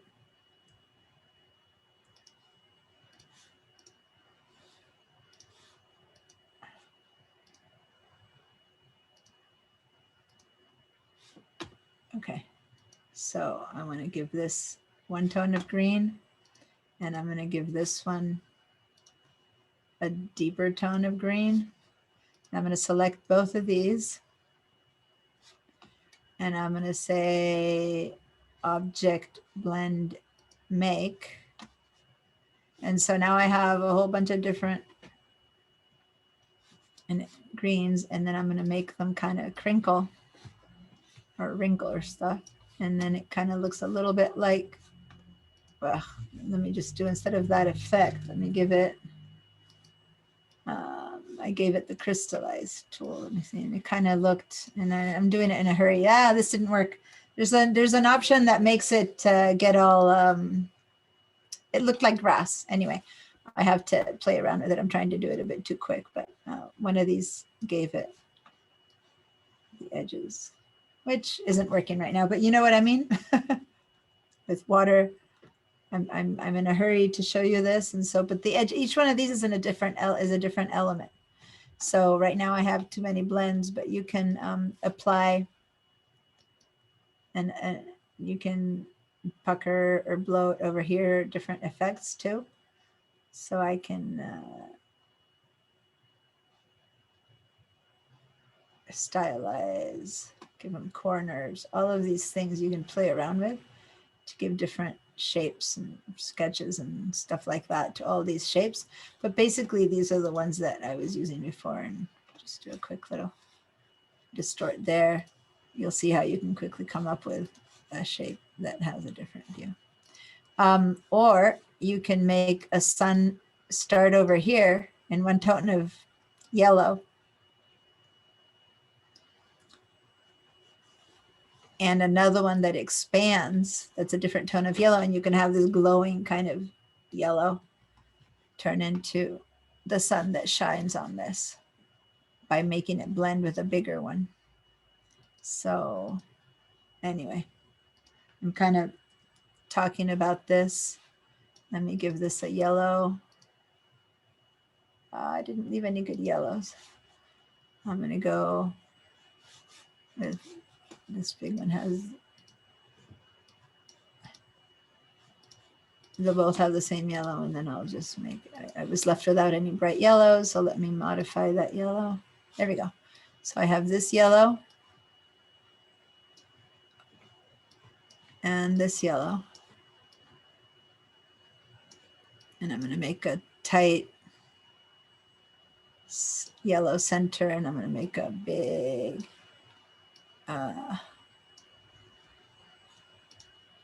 other center. And let me see if I blend these two. I don't know. I'm inventing this one. I make a blend.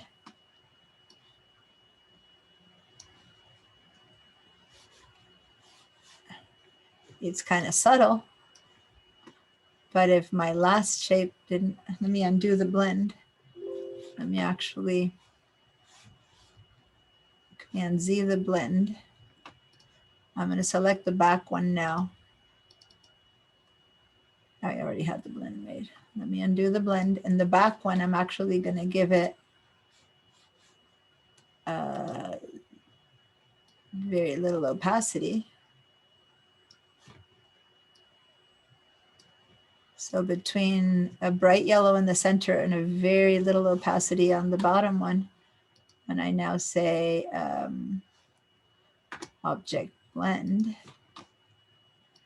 there's my sun blending from dark to transparent yellow, right? And if I give it many more steps to the blend, it'll be even smoother.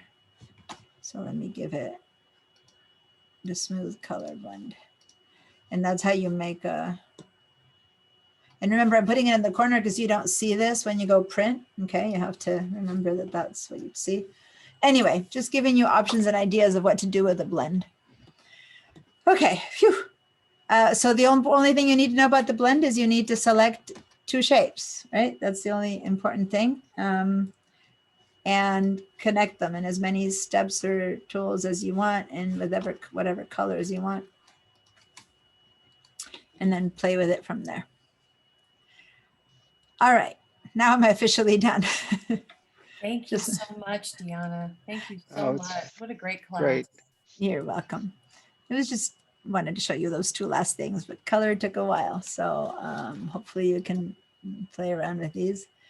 By the way, this is a group, just so you know. So if you double click and double click and double click, you can move one, and then that moves the whole, the whole blend. Just thought I'd let you know too, because this is, so you have to double click to get into this isolation mode, and then you can move one, and the beginning or the end one, and then it all adapts. Okay. Interesting how you can stretch it like an accordion as well. Yeah. Which I didn't get till just now. It's versus. Yeah. And I'm showing you this one with 12 steps because you can get an idea of what's happening. You can make it smoother again with more steps or less steps, but this kind of gives you the idea of what's actually happening in there. But isolation mode, if you try to just select it and move it without isolation mode, then it's just one shape, right? It all moves. So you'd have to double click to get to the one, double click, and then you can move it to give it a different perspective or shape, or even to change its original shape. So now you've got the original shape being an oval turning into, and you move that oval around, and it's, this is what's happening now instead of what was happening before. So anyway, play around with it. All right, have fun. Show me what you guys are doing and what you're up to. Email me now and then, not only what you did today, but if you're doing fun stuff. I love the little Christmas tree I got in the mail. You're always doing some fun stuff that I want to see how you're applying it. Okay. So guys, I will be teaching Illustrator and Photoshop next session. So hopefully I'll send you emails and you can join me. When you've taken a class already and you take it again, then you get to be the one who asks more advanced questions and can play with it further than the ones who are beginning. So even though some classes, some parts of it will be repetitive, you can always be the one who's making some cool stuff behind with the tools I'm talking about, right? So it's not like, okay, you've learned it and now I'm done. It's cool to see the higher level applications of these things that you can do when you already have the basics in, right? So hopefully I'll see you guys again in some of these classes, and if not, tell people about them. I'm on board, All right. and I'll share too. Have great a holiday. wonderful Happy holidays. wonderful Thank you very holidays much, to Deanna. everyone. Yeah, thank you. Thank you. It's been a pleasure to have you all every Friday. Deanna, the recordings of the classes, how long are they going to be available? Will they just stay? I'm not going to take them down, so, and you guys Okay. have access to them, so they should Yeah, stay. they're good reference. Yeah, they should stay there. Super. Thanks a Awesome. ton. Thank you very Okay. much. Happy holidays. Bye. Bye-bye. Happy holidays. Bye. Take care.